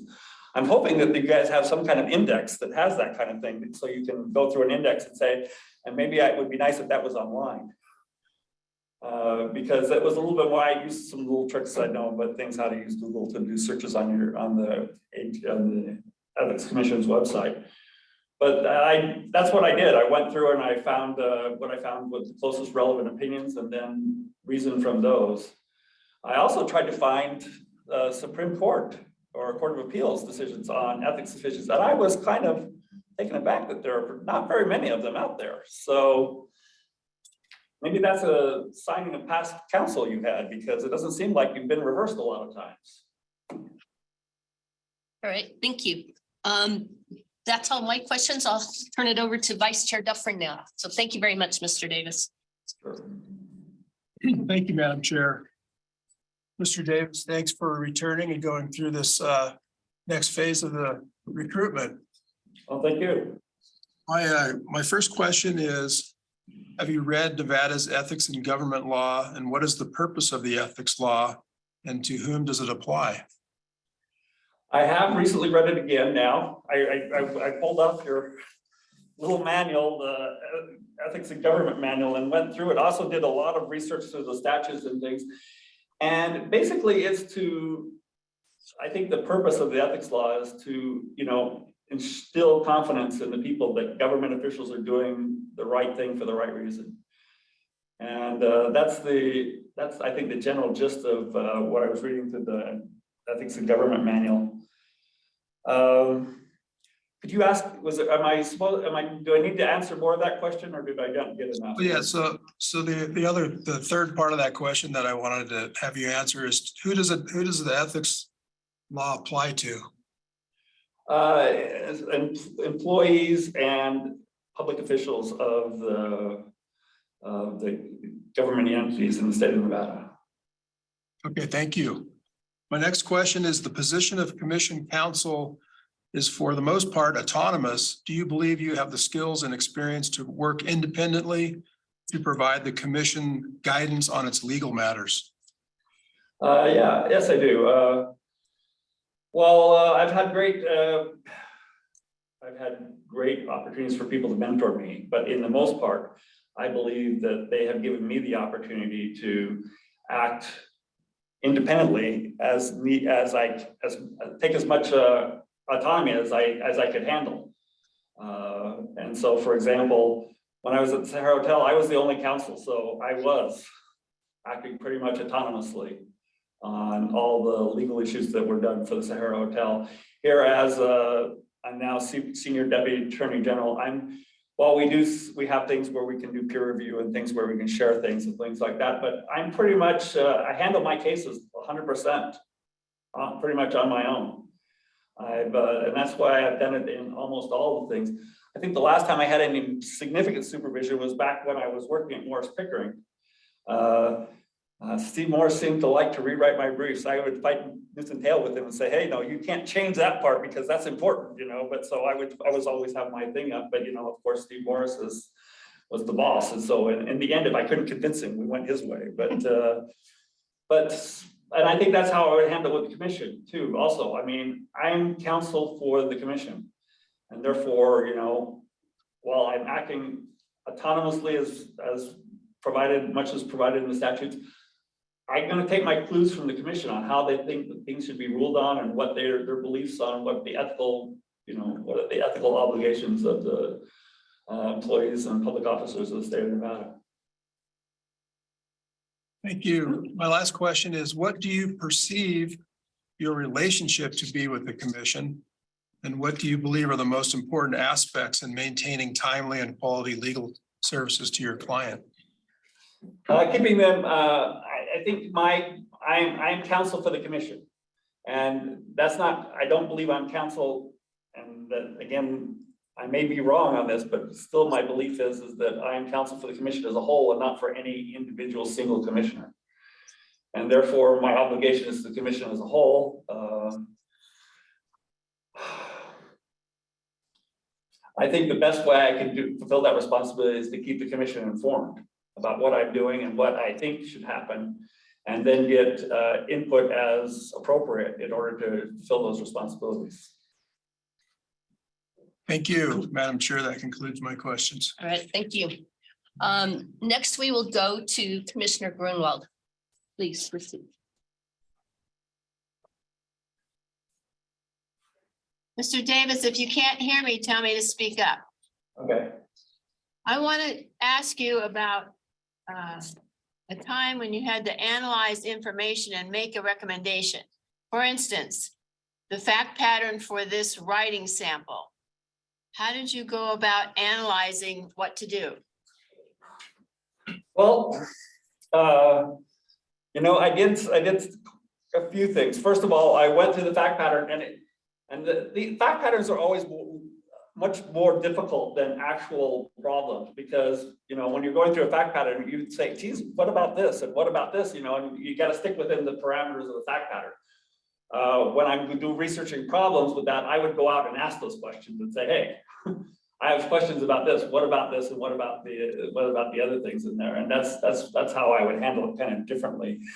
But what I did is for example, on the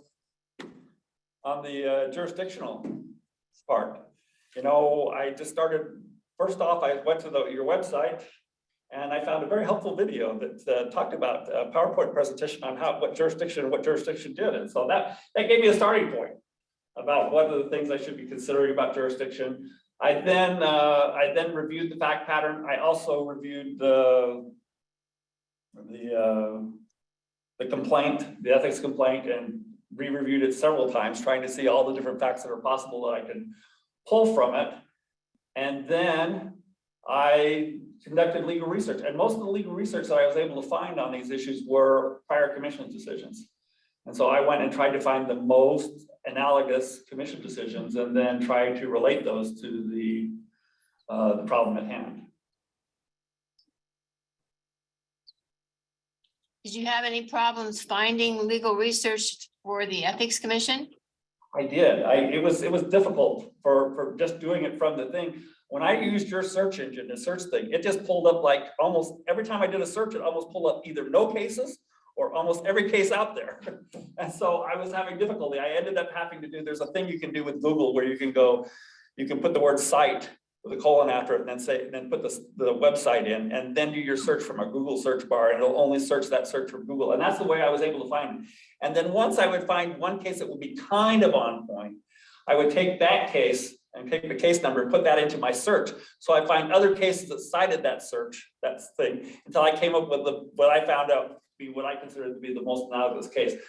And it would be awfully great if, for example, like the AG opinions, if your opinions were on Westlaw, that would make the process of searching. I'm great at Westlaw searches. And so, for example, when it came to the one on the subpoena, which had to do more with court case law, you know, that was fairly simple for me to do, but that was the difficulties I had. And like I said, it would be great if we have an index somewhere that indexes these cases so that you could go to the index and then find and say, okay, these are the ones that cite on this particular issue and things like that. And then I can go straight to those, but I wasn't able to find something like that on the website. I don't know, maybe I'm missing something, but. I am interested in your experience, both in government administrative law. Please describe your litigation experience, including whether you have any experience in evidentiary issues and trial matters. My entire career has been in litigation, except for the times where I've worked with courts, which is still litigation because I'm dealing with the other side of the matter, which I think is which is what you're doing, is you're writing opinions, so you're on that side of the matter. Evidentiary matters, they come up in all cases because evidentiary matters come up in a motion for summary judgments, which I drafted tons of those. Unfortunately, I've only gone to trial, I've only prepared for trial about 10, maybe 12 times in my career. And that's because I was doing large commercial litigation. And most of the time, commercial litigation settles. And in fact, I've only gone to trial 3 times in my career. And so, but rosing up to trial and things along those lines, those are the evidentiary matters that I've done. I think that one of the things that's also great is that I think it happens in the commission too, is a lot of settlement agreements that are opinions. And so I think that that's, I've always tried to use my career in litigation to settle matters amicably, because I figure you get the best result that way. Like I say, when it came down to it, there were three instances where we couldn't settle. I'm perfectly fine to go to trial and litigate the case. Okay, have you ever held a confidential legal briefing with a public body? Yes. I did that in the city of North Las Vegas, and the way that we would do that is we would brief individual council people by themselves. And so not to violate the open meetings law, so that we'd go through and individually brief each individual council person and then tell them what we thought we were going to do and tell them then that they could make their decisions. They could talk about the stuff openly when they got to city council. Okay, thank you. I don't have any other questions. All right, thank you. Now we will go to Commissioner Lowry. Thank you, Please. Madam. Thank you, Madam Chair. Mr. Davis, can you talk a little bit about your proficiency in technology to the extent, let's just say you had no support staff, no paralegal, no executive assistant, no internal IT department. What are your abilities utilizing technology to prepare your briefs and opinions and legal research? You referenced it a bit when you were talking about your Westlaw searches, but if you could speak to that, that would be great. Well, interestingly, when I was in college, I dropped out of college for a while because I had started my own computer consulting business. And, but what was happening was, this is back in the day when what happened was when I was in college, I was getting B's on my papers. And the only reason I was getting B's on my papers was because of the spellings. And I go, geez, I need spell check, right? I'm not a great speller. So I decided to go out and I wanted to get a computer. A poor college student, I couldn't afford the $3,000 IBM computer that that you'd have to go buy at the store. So I figured out that if I could go to people and say I had a business, and then I could buy computer parts. And so I was able to put a computer together with $800, 2 floppy disk drives.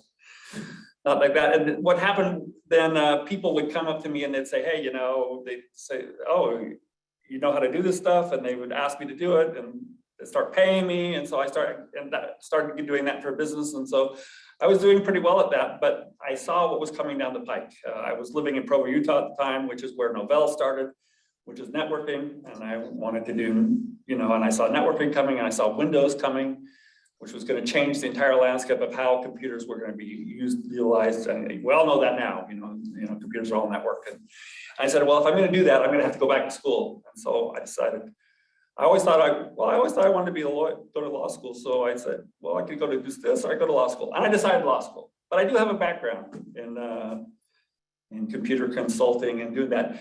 Unfortunately, as I get older, it's kind of passing me by. So I'm not nearly as proficient. Like, for example, same thing now, if you had a networking issue, I'm going to be able to do some simple diagnostics, but I'm not going to be, if it's a bigger problem, I'm not going to be able to figure that out. But when it comes to things like word processing, I'm perfectly fine with formatting my own documents.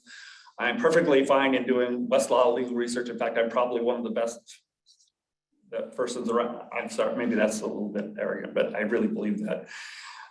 When it comes to simple computer issues, like, for example, of course, we all know that the most important thing to do when you're having a computer problem is reboot. So I can do that. But I'm more familiar with the computers and problems than your average attorney is. And so I can handle those issues. Same thing, like I say, with formatting documents, when I get to anywhere, I'm always amazed that documents are never formatted quite as well as they should be. And so right now I'm in the process of helping secretaries change the way our initial pleading format is done, because like, for example, in our standard template, although we only use the Century School Book font on almost everything we do, the default font in our standard template is like Arial 10. And so that makes it difficult if you don't know how to change that. And so I showed them how to change that to be, so the default font is Century School Book, Control S in Word if you want to know. And so I can do that. And so if it's not too bad and too complex, I can handle the issue. But if it gets, you know, I'm not gonna fix, if the network goes down, I'm not the guy to put it back up. Imagine a situation in which one of your colleagues wants to solve a problem a certain way, but the other colleague has a totally different approach in mind. They come to you asking for help in deciding on the right approach. What do you do? Well, I'm going to try to look at both, how both people have tried to resolve the issue, and then I'm going to come up with my own independent decision of the way to do it. And then I'm going to say that this is my opinion on how it should be done. And now if I am the one that's ultimately charged with making the decision about how it's going to be done, then unless they can convince me otherwise, that for some reason I am mistaken, we're going to do it my way. If I'm not the one that's responsible for making the decision and someone's over me, and I can't convince that person that the way I want it to be done, and as long as it's not unethical, that's a big caveat, as long as it's not unethical, I'm going to do it their way. If it is unethical, then I'm quitting. Because that's, I guess, if somebody wants me to do something unethical, I just can't work with that. So that's how I handle it. And a follow-up to this in terms of the workplace where you are navigating folks with differing opinions, differing perspectives. What is your understanding or perspective on emotional intelligence in the workplace? Not certainly what you mean by emotional intelligence. Okay. Could you explain what you mean by that? Actually, my question to you is whether you can explain emotional intelligence. Okay. So,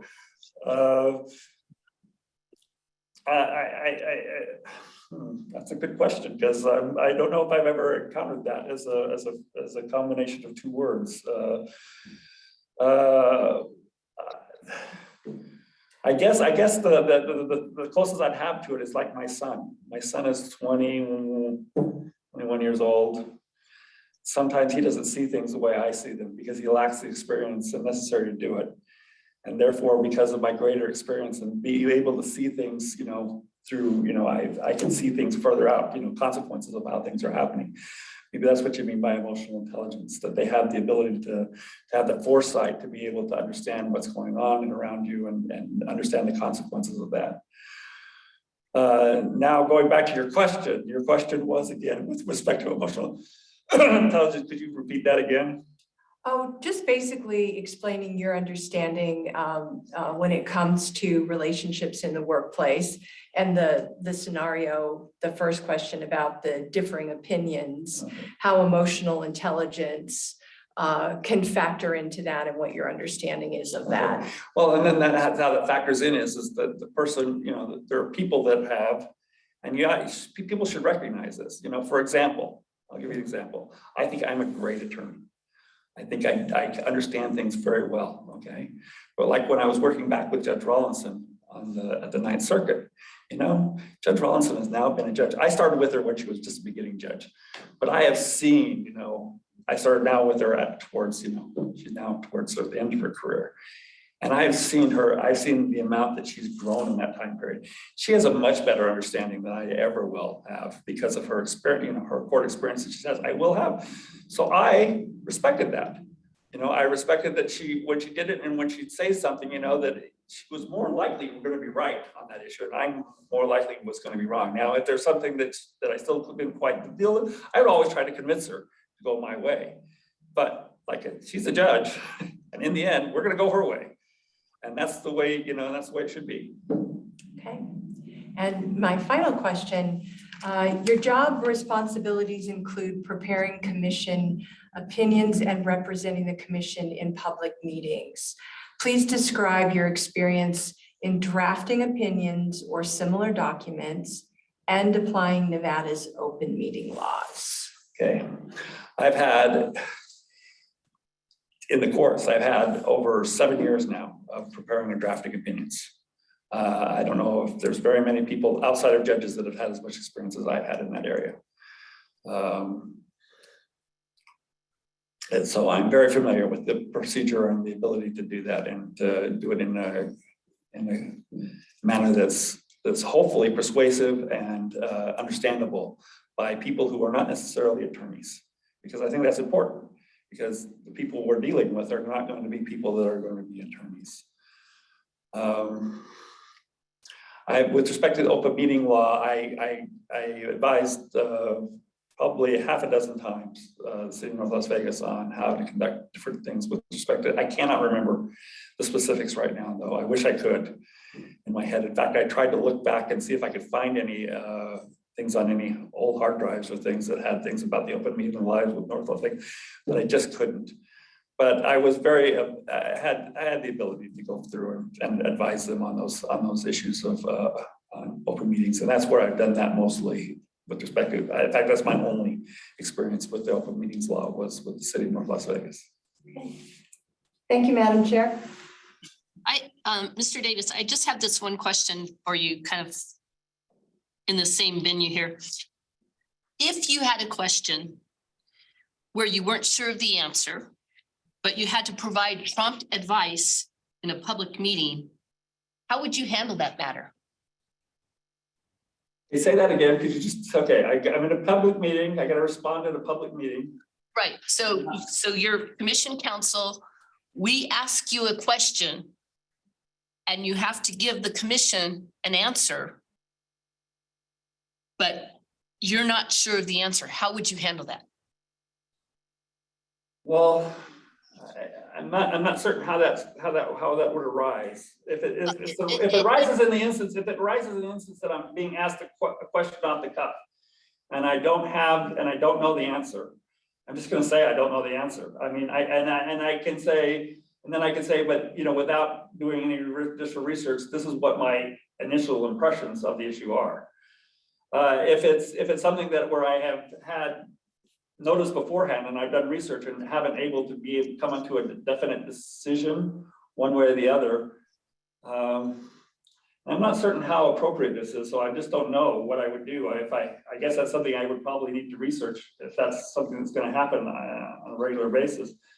Is I would like to be able to say these are the two ways I've come to it, and if this happens in this fact pattern, if it's more along these lines, then this is what should happen, or give the alternative scenarios about what could possibly happen in those scenarios. Okay, thank you. Commissioner Towler.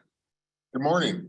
Kind of along those same lines, would you characterize yourself as someone who researches before responding to an inquiry, or do you provide your gut reaction given your experience? No, I want to research everything I do, because personally, I'm a very anti-gut person.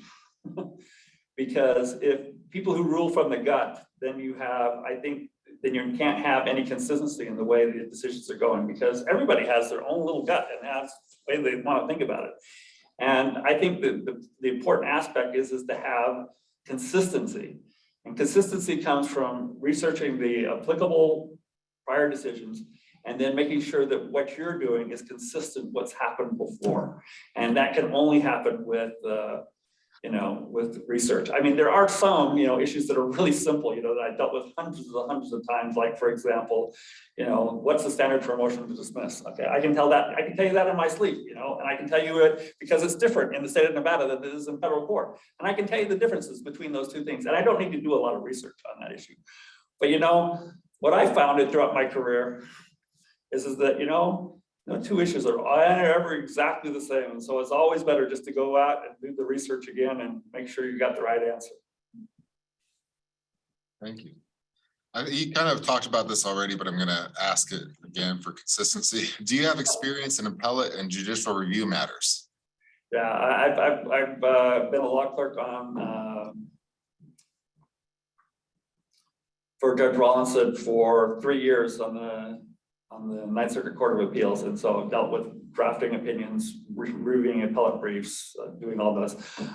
When I was at the Sahara Hotel, well, here currently I've been assigned all of the appellate law. The reason why I have 116 cases is because the Solicitor General retired, a Deputy Solicitor General retired that was handling the appeals for NDOC, retired. And so when he retired, they decided, well, you're the one that knows all the appeals. And so they gave me all of his appeals, almost all of them. I guess there were some that were handled still in the Solicitor General's office, but the vast majority I was given, including my caseload I already had. So I think the Attorney General's office recognized my experience in appellate matters. When I was at the Sahara Hotel, I made the mistake of telling them there was an internet, and I think I gave you the appellate brief in that matter as my writing sample. That I told them, I said they had this internet tax thing, and they wanted to hire outside counsel from California, which was going to end up costing them probably between $50,000 and $60,000 to handle this case. And I said, you know, that's not really a tough issue for me. I can handle it myself. Why don't I go ahead and do that instead of hiring outside counsel? Well, the mistake of that is that they liked it so well. They liked because I won the case, that they decided, well, maybe you should do all our litigation. So I started doing, I started doing all by myself, litigation involving hundreds of thousands of documents dealing with like Brady Industries was one of them. Another one was dealing with Pepsi Cola contract, doing, because what was happening was the Sahara Hotel was changing vendors because they got new management, so they wanted to change vendors, and then the old vendor said, hey, you got to still work with us, and so there was litigation involving those issues. But I when I was doing that at the Sahara Hotel at Morris Pickering, I did almost all the appeals. I was handling almost all the appeals for North Las Vegas. So I think, yeah, I have a lot of experience doing that. Thank you. How many appellate cases were you lead counsel on? Currently or total? Like ones that you've completed? Ones that I've completed. So you have over 100 right now. I have, no, it's like the appellate cases right now, like 50. I have like about 60 cases that were civil litigation, but then they added 50 appellate cases. I just recently had 2 successful ones one. Sorry, I think the other one's going to be successful. Hasn't happened yet, but just recently argued at Ninth Circuit twice. Won once, expect to win on the other one. So those are the 2 that are completed. At Sahara Hotel, I had 2 appellate cases that I was successful with, and at City of North Las Vegas.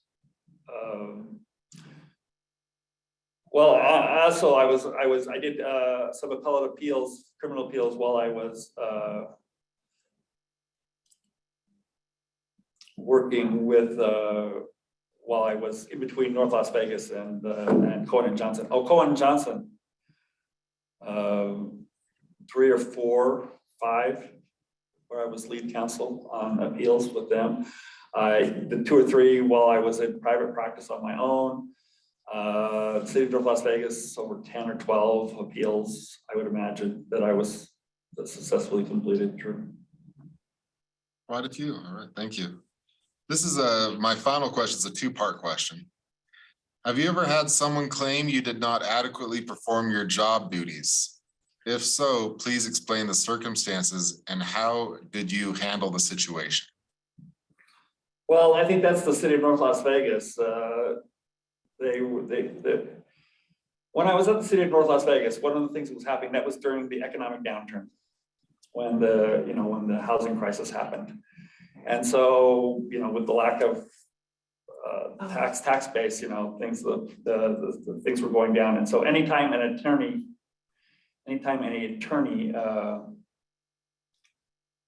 left the city, they didn't replace them. And so I ended up taking on their caseload. And I kept taking on their caseload, and then we had and everything was fine with all the prior city attorneys. We went through like 1, 2, 3, 4 before that, but this was now the 5th city attorney, and everything was fine with the prior 4 city attorneys. And they didn't have any problems with my work. But the new city attorneys started to say, well, I want you to have a draft to me of the brief within a week before when the brief is due. And in a normal circumstance, that would not be an unreasonable request. But I, again, was handling, the work of 3 attorneys at the time. And I was telling him, I will do my best to get you a day before. But we got to go to the realities. And then he had a requirement where I don't understand why, but he didn't want me to interview. He didn't want any people coming onto our new floor. We just built the new city attorney building, and he didn't want anybody to come on our floor. And so he told me I had to go meet with people somewhere else other than in my office.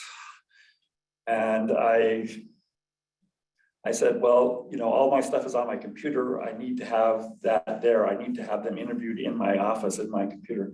And so I started having those difficulties, with him finding different, finding that I didn't. And so in the end, I ended up, like I said, I ended up resigning because I felt that I couldn't do my job. I couldn't do my job the way he wanted me and adequately represent the city of North Las Vegas. All right, thank you. Okay. All right, thank you. That concludes the questions. Now we're going to go to the presentations. We're going to start with the presentation about your jurisdictional recommendation on case number 22-XXXC, Will E. Coyote, sometimes known as Wiley Coyote. My wife thought that was funny. She thought that you guys had a good sense of humor. And then we'll go to the legal memorandum on how to respond to a subpoena. And the commissioners will ask you questions as you do your presentation. So go ahead and start with the jurisdictional determination. In the jurisdictional recommendation, I recommend that the commission has jurisdiction at least 2 of the 3 claims in the complaint of the requester. I think that first of all, in order to have jurisdiction, you have to have it has to be a public, it has to be involve a public employee or a public official of a governmental agency. Second, you have to have it in timely within the 2 years. And then third, you have to actually have something that's within the statutory authority of the commission. And in the 3 complaints, it appears to be that Mr. Coyote is at least a public employee. He may be a public official. I'm not sure if the public entity is a county or city, and he's the manager of the county or city, then he's a public official. But if he's not, then he at least is a public employee. So we have jurisdiction over that. In 2 of the instances, you have that the complaint appears to be timely because one had an action within a month and the other one had the action within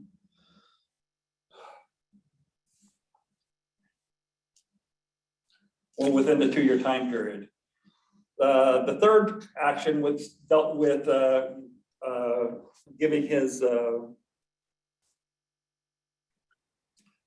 with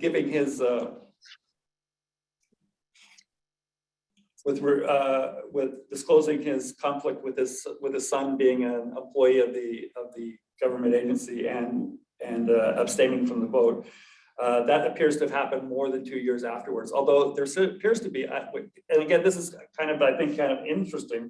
Supposedly this meeting happened on a Sunday where he didn't do a vote. I don't know if that's necessarily something the commission would want to focus on or not, but there doesn't appear to be anything where the requester is claiming that she discovered it sometime within the 2-year limitation period. And so I don't appear that have jurisdiction of that. With respect to the violation number 1, It appears that Mr. Coyote may have used public funds to purchase gift cards on behalf of supporters, which would be a violation of ethics law. At the very least, if he was asking public employees to do favors for him on their own time, that again would probably be a violation of 281A 400 subsection 9.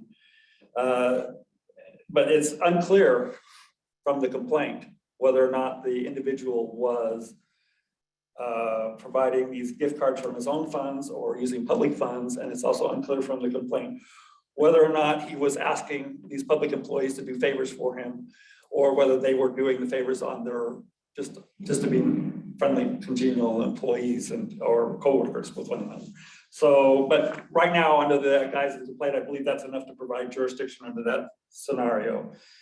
Number two is using the public emails for supporting a campaign. I think that's fairly clear from our decisions that generally is considered a violation of ethics law, and so we would have jurisdiction over that. So my recommendation is that we would take jurisdiction of 2 of the 3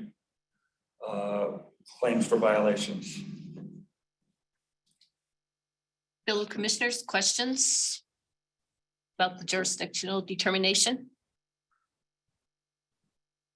I'm going to give you a hypothetical for on the one that seems to be out of the 2-year time frame.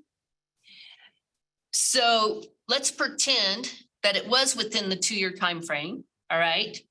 Okay. What would your decision have been in that?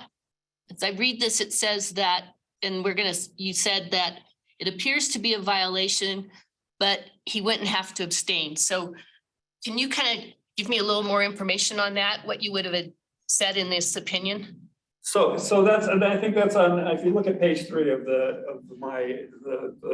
memorandum that I provided with the commission, that because it appears from the complaint that he has a conflict because his son is a member of his in his chain of command, and that he was going to be ruling on a budgetary matter with respect to the son's employment.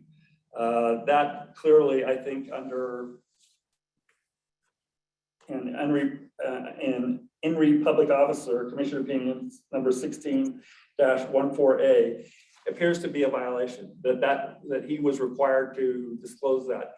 But it also appears that this was a budgetary matter that affected all employees equally. And therefore, because it didn't provide this Coyote, it doesn't appear to have provided the Coyote son a direct benefit, and the benefit of direct provided to Coyote son was not lesser or greater than that provided to the other public entity members. It doesn't appear that he was required to abstain from in that instance. So that does not appear to be a violation on that aspect, but he did have to, though, disclose before he voted on the matter. Other questions on that? Okay, we'll move on. Thank you. We'll move on to the your memo. We're just the commissioners will ask you questions if they have questions on your memo. Any questions on the memo? Comments? No question. Okay. Commissioner Lowry, do you have any on his memo? I do not. All right. Are there any questions of Mr. Davis on his sample writing that he submitted? Questions on that? No? Okay. All right. Well, thank you. I have a few more questions. So if you were hired for the commission counsel position, are you okay with not doing any outside legal work or having any secondary employment and having restrictions on being actively involved in political campaigns? I know. Do you have any concerns with travel throughout the state of Nevada for training and other matters? No. Since this is a nonpartisan office, how would you address partisan issues in the workplace? Well, again, it's going to depend on what the partisan issue is. I mean, personally, I am nonpartisan. I am not a member of either the Republican or Democratic or any party. So I'm fairly nonpartisan. If somebody was trying to raise a partisan issue with respect to a work issue, I would counsel and advise them not to do so.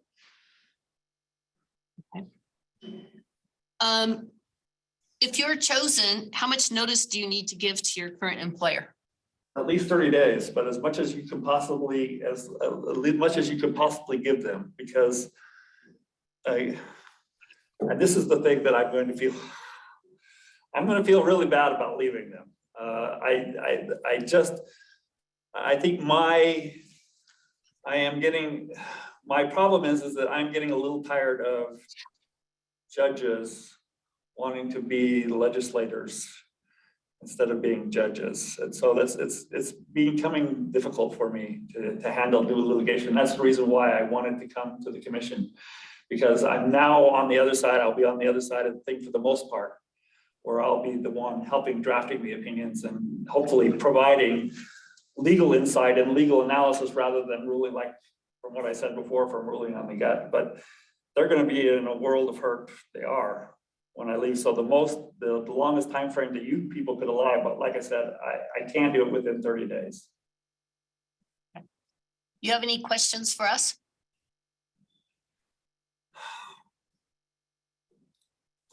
I talked about it. I think I got a lot of the questions that I wanted to talk out. I don't know, it sounds like most of the time, if I get hired, I'm going to be working from home, which works well with me because I enjoy doing that. I love because I'm old. I guess other people won't think I'm old, but I think I'm old. I don't sleep very much. And so I get up at like 4 o'clock in the morning. And if I can get out of bed at 4 o'clock in the morning, and then I roll out. And I did this with Judge Rawlinson when I was doing the night circuit, because I was working 100% from home then. But I wake up at 4 in the morning. Hey, I wake up, I can just start working, get the day over with, get the day done. But then I'm also, for Judge Rawlinson, for example, though, I would do that and work, the time frame usually longer than 8 hours. But the thing is I would then, even if I stopped working beforehand, I always made myself available. So if somebody had a question, that I would be there and be able to handle that, even if I wasn't, if I basically finished what I thought were all the projects I needed to do for that day beforehand. And so I'm just kind of wondering, does that sound like that would work for the commission, that kind of scenario? It should. I mean, our hours, we do a 4-day work week, Monday through Thursday. So Okay. you kind of have to be available during those hours. Is that my work week then too? Because I think that's a good thing to talk about, so am I working Monday through Thursday then? Is that my set hour? So I get to have Friday off? That's the plan. We can't always guarantee. Well, so, and the thing is okay, so is that 4 10s then? Or is that? Yes, it's 4 10s. Okay, because that was a great thing about North Las Vegas, it was 4 9s. Up until the point when the attorney stopped leaving, then it became 4 12s or 4 13s or actually 5 13s or whatever. Anyway, but that's All right. Is there anything else you would briefly like to add that will assist us in evaluating your application? I just would like to say that, I've always thought that ethics was an important part of governmental affairs. I think that one of the things that you see today, I mean, if you just look at it, the state of affairs between the two parties, the Republicans and the Democratic parties today, and most of the problems that we're having in our country today deals with a problem of ethics, I think. That people just don't think ethics are important any longer. And that, that we can go out and we can say whatever we want and we can lie and we can cheat and we can steal as long as people are still willing to vote for us. And that's sad. And so I would like to have I think that would be a great position for me to be in. And that's why I don't belong to either party. That's basically why I don't belong to either party, is because I think that that's sad. And I think we need to have a shift away from that kind of where you think as long as you can get away with it, it's okay. It shouldn't be considered a violation. And so I would like to have a hand in helping the public, and that's an area I'm particularly interested in. First of all, that I want to continue in public service, but I would also like to help put forward put forward the you know, the ethical responsibilities that we have in the state of Madden, and do that so that people could have them in an understanding. So they'll go out and train people so they understand the responsibilities, and then have the enforcement on the other end of it so that people understand that if they don't follow the ethical responsibilities, there's consequences for doing so. And so I would really like to have this job, and thank the commission for their opportunity to present my case before you. Well, Mr. Davis, thank you very much for coming before us today. We will be making a decision today, and we will let you know one way or another. And I again, really thank you appreciate for it. your interest. Thank you. All right, thank you. Let's take like about a 10-minute break. Yeah, we're gonna take a 10-minute break, and then we'll go back and deliberate.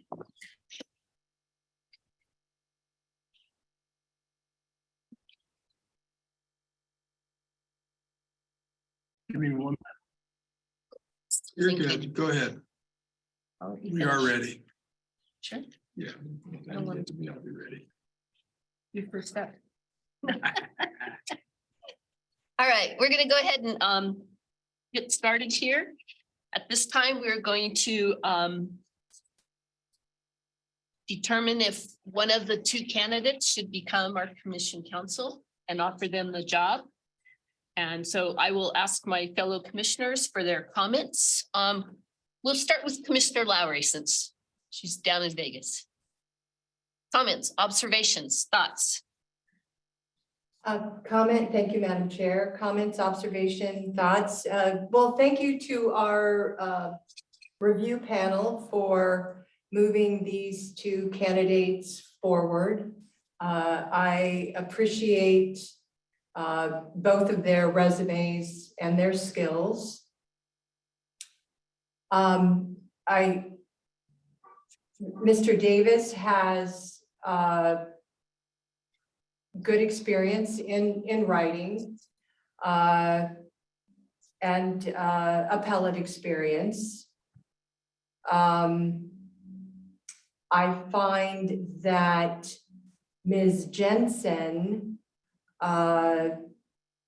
is currently really working in the trenches, advising government boards, electeds, and really doing a lot of the day-to-day work navigating the ethics chapter that we are charged with upholding. I also appreciated a comment that she made regarding coming into, I believe it was the city of Fernley, where their open meeting law violations were some of the highest in the state. And taking that culture and that city and changing that and changing it for the better and bringing them up from, you know, all those complaints to no complaints. I appreciate her litigation experience, her trial experience. I also appreciate her poise in presentation. I appreciate that I wasn't in the same room as Ms. Jensen, but it came over Zoom from my perspective that she was very poised, very thoughtful. There wasn't a question that she couldn't really, in a very articulate, thoughtful way, navigate, even if she didn't know the exact answer. My preference would be Ms. Jensen. Okay, thank you. Right, next Commissioner Grunwald. I agree totally with what Commissioner Lowry said. I think that her verbal responses were much more responsive to our questions than the other candidate. I think that her writing sample, at least on the discovery and the subpoena, was just step by step, and you could follow her analysis. And as well as her writing sample on the jurisdiction, I felt was much more comprehensive and more like what Tracy would do. And lastly, I think her experience was more stable. She's been with the city attorney or been the city attorney for Fernley for 12 years, and she had other varied experience before that. And I agree with Commissioner Lowry, she had 13 to 20 jury trials, whereas Mr. Davis said he only had 3. So my preference would also be to hire Brandy Jensen. Okay, thank you. Commissioner Towler. I'd also like to thank the staff and the committee to give us 2 good candidates. With both of them, like they both have a lot of great skills. I know when I was interviewing them, I felt myself being envious of a couple of their skills being an attorney myself. One with Davis, I think he's a well-seasoned litigator, and his legal writing samples, yeah, I couldn't put those together. Those are well thought out, the type of things you need with an appellate practice and with the litigator. With Jensen, her ability to answer questions, you know, we talked a lot about, would you just go with a gut reaction, but her ability to answer questions thoughtfully, like has been said, that was impressive beyond belief, because every one of those, I felt she hit them out of the park, every one of those questions, and good follow-up too. So, you know, you look at those skills and what we need, and I think that Jensen has a more well-rounded experience, having worked, you know, extensively with the public body. You know, if we were drowning in appeals, and like, you know, as Davis has said, he's taken on jobs where he just takes over a ton of appeals and appellate work, where there's, you know, 50 cases like he's appealing right now or the lead counsel on. I could see that being attractive, but for me, between the 2 candidates, I think Jensen has a better, well-rounded match for the position that we're interviewing for. Right. Vice Chair Dufford. Thank you, Are you Madam ready? Chair. I am ready and willing. So yeah, I agree with every comment that has been made by the 3 previous commissioners.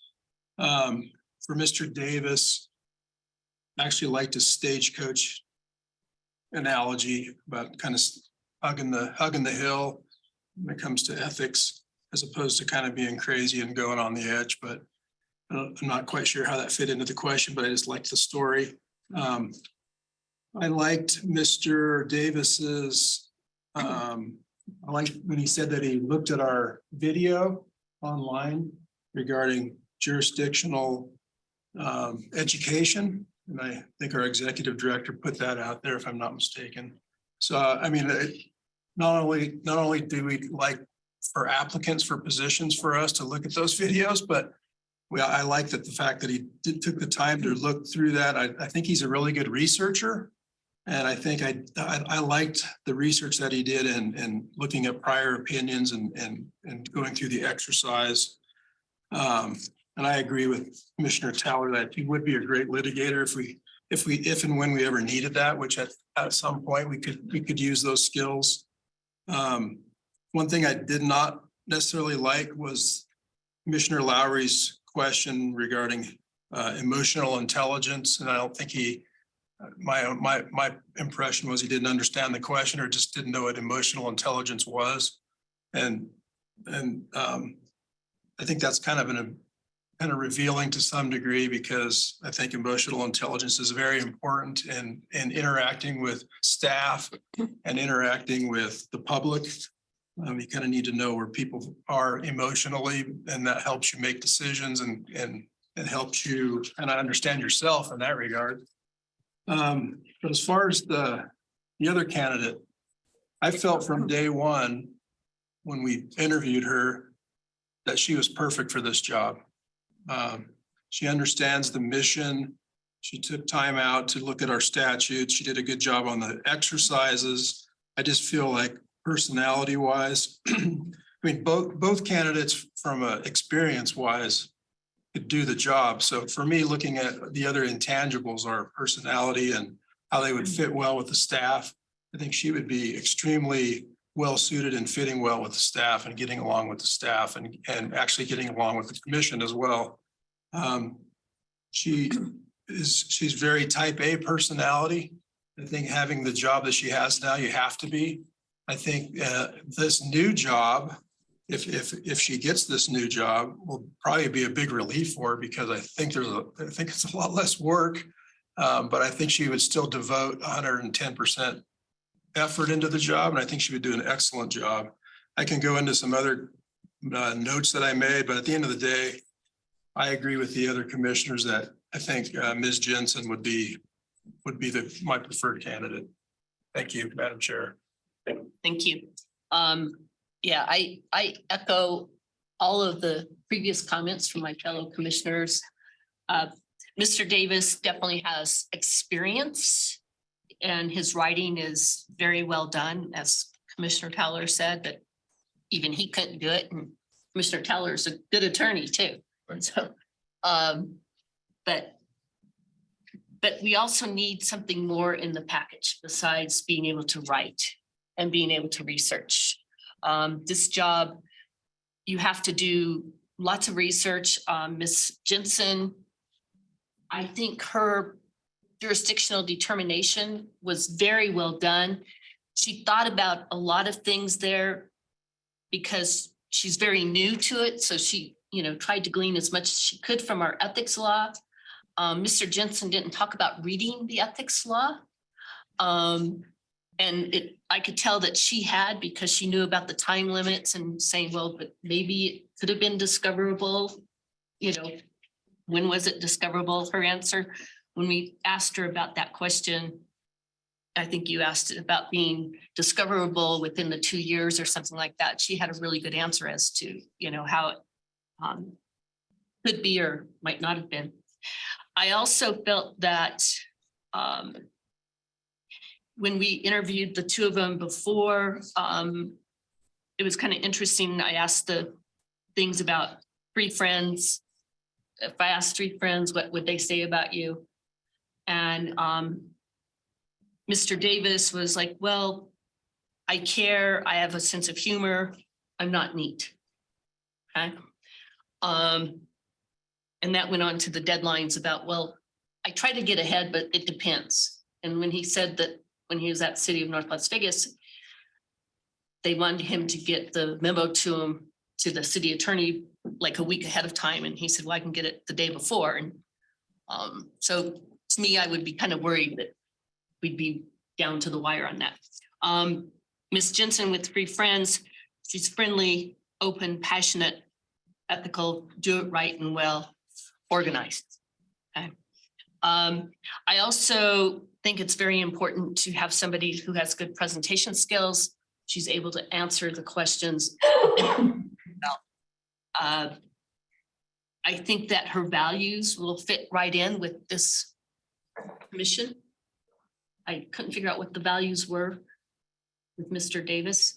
And then what I liked was when her answer on what if we ask you a question, you don't know the answer. And she says, well, I asked the chair if we could take a recess. I thought that was a really good answer, And then she said, but if not, then I'll do the best. And that's all you can do.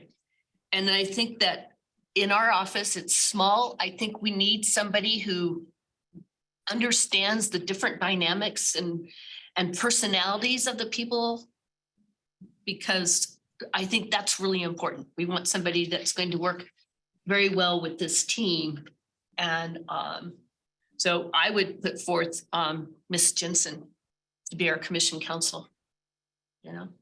And even though she's got some vacations planned, you know what? We can work around it. Miss St. Jules can keep coming over and tell me if she's gone without our meeting. Right. So, but yeah, so with that, I'll entertain a motion. Madam Chair, I would move to appoint Brandy Jensen to the commission counsel position and have the executive director work out all the details regarding her start date and all the other details Checking necessary. references and all that too.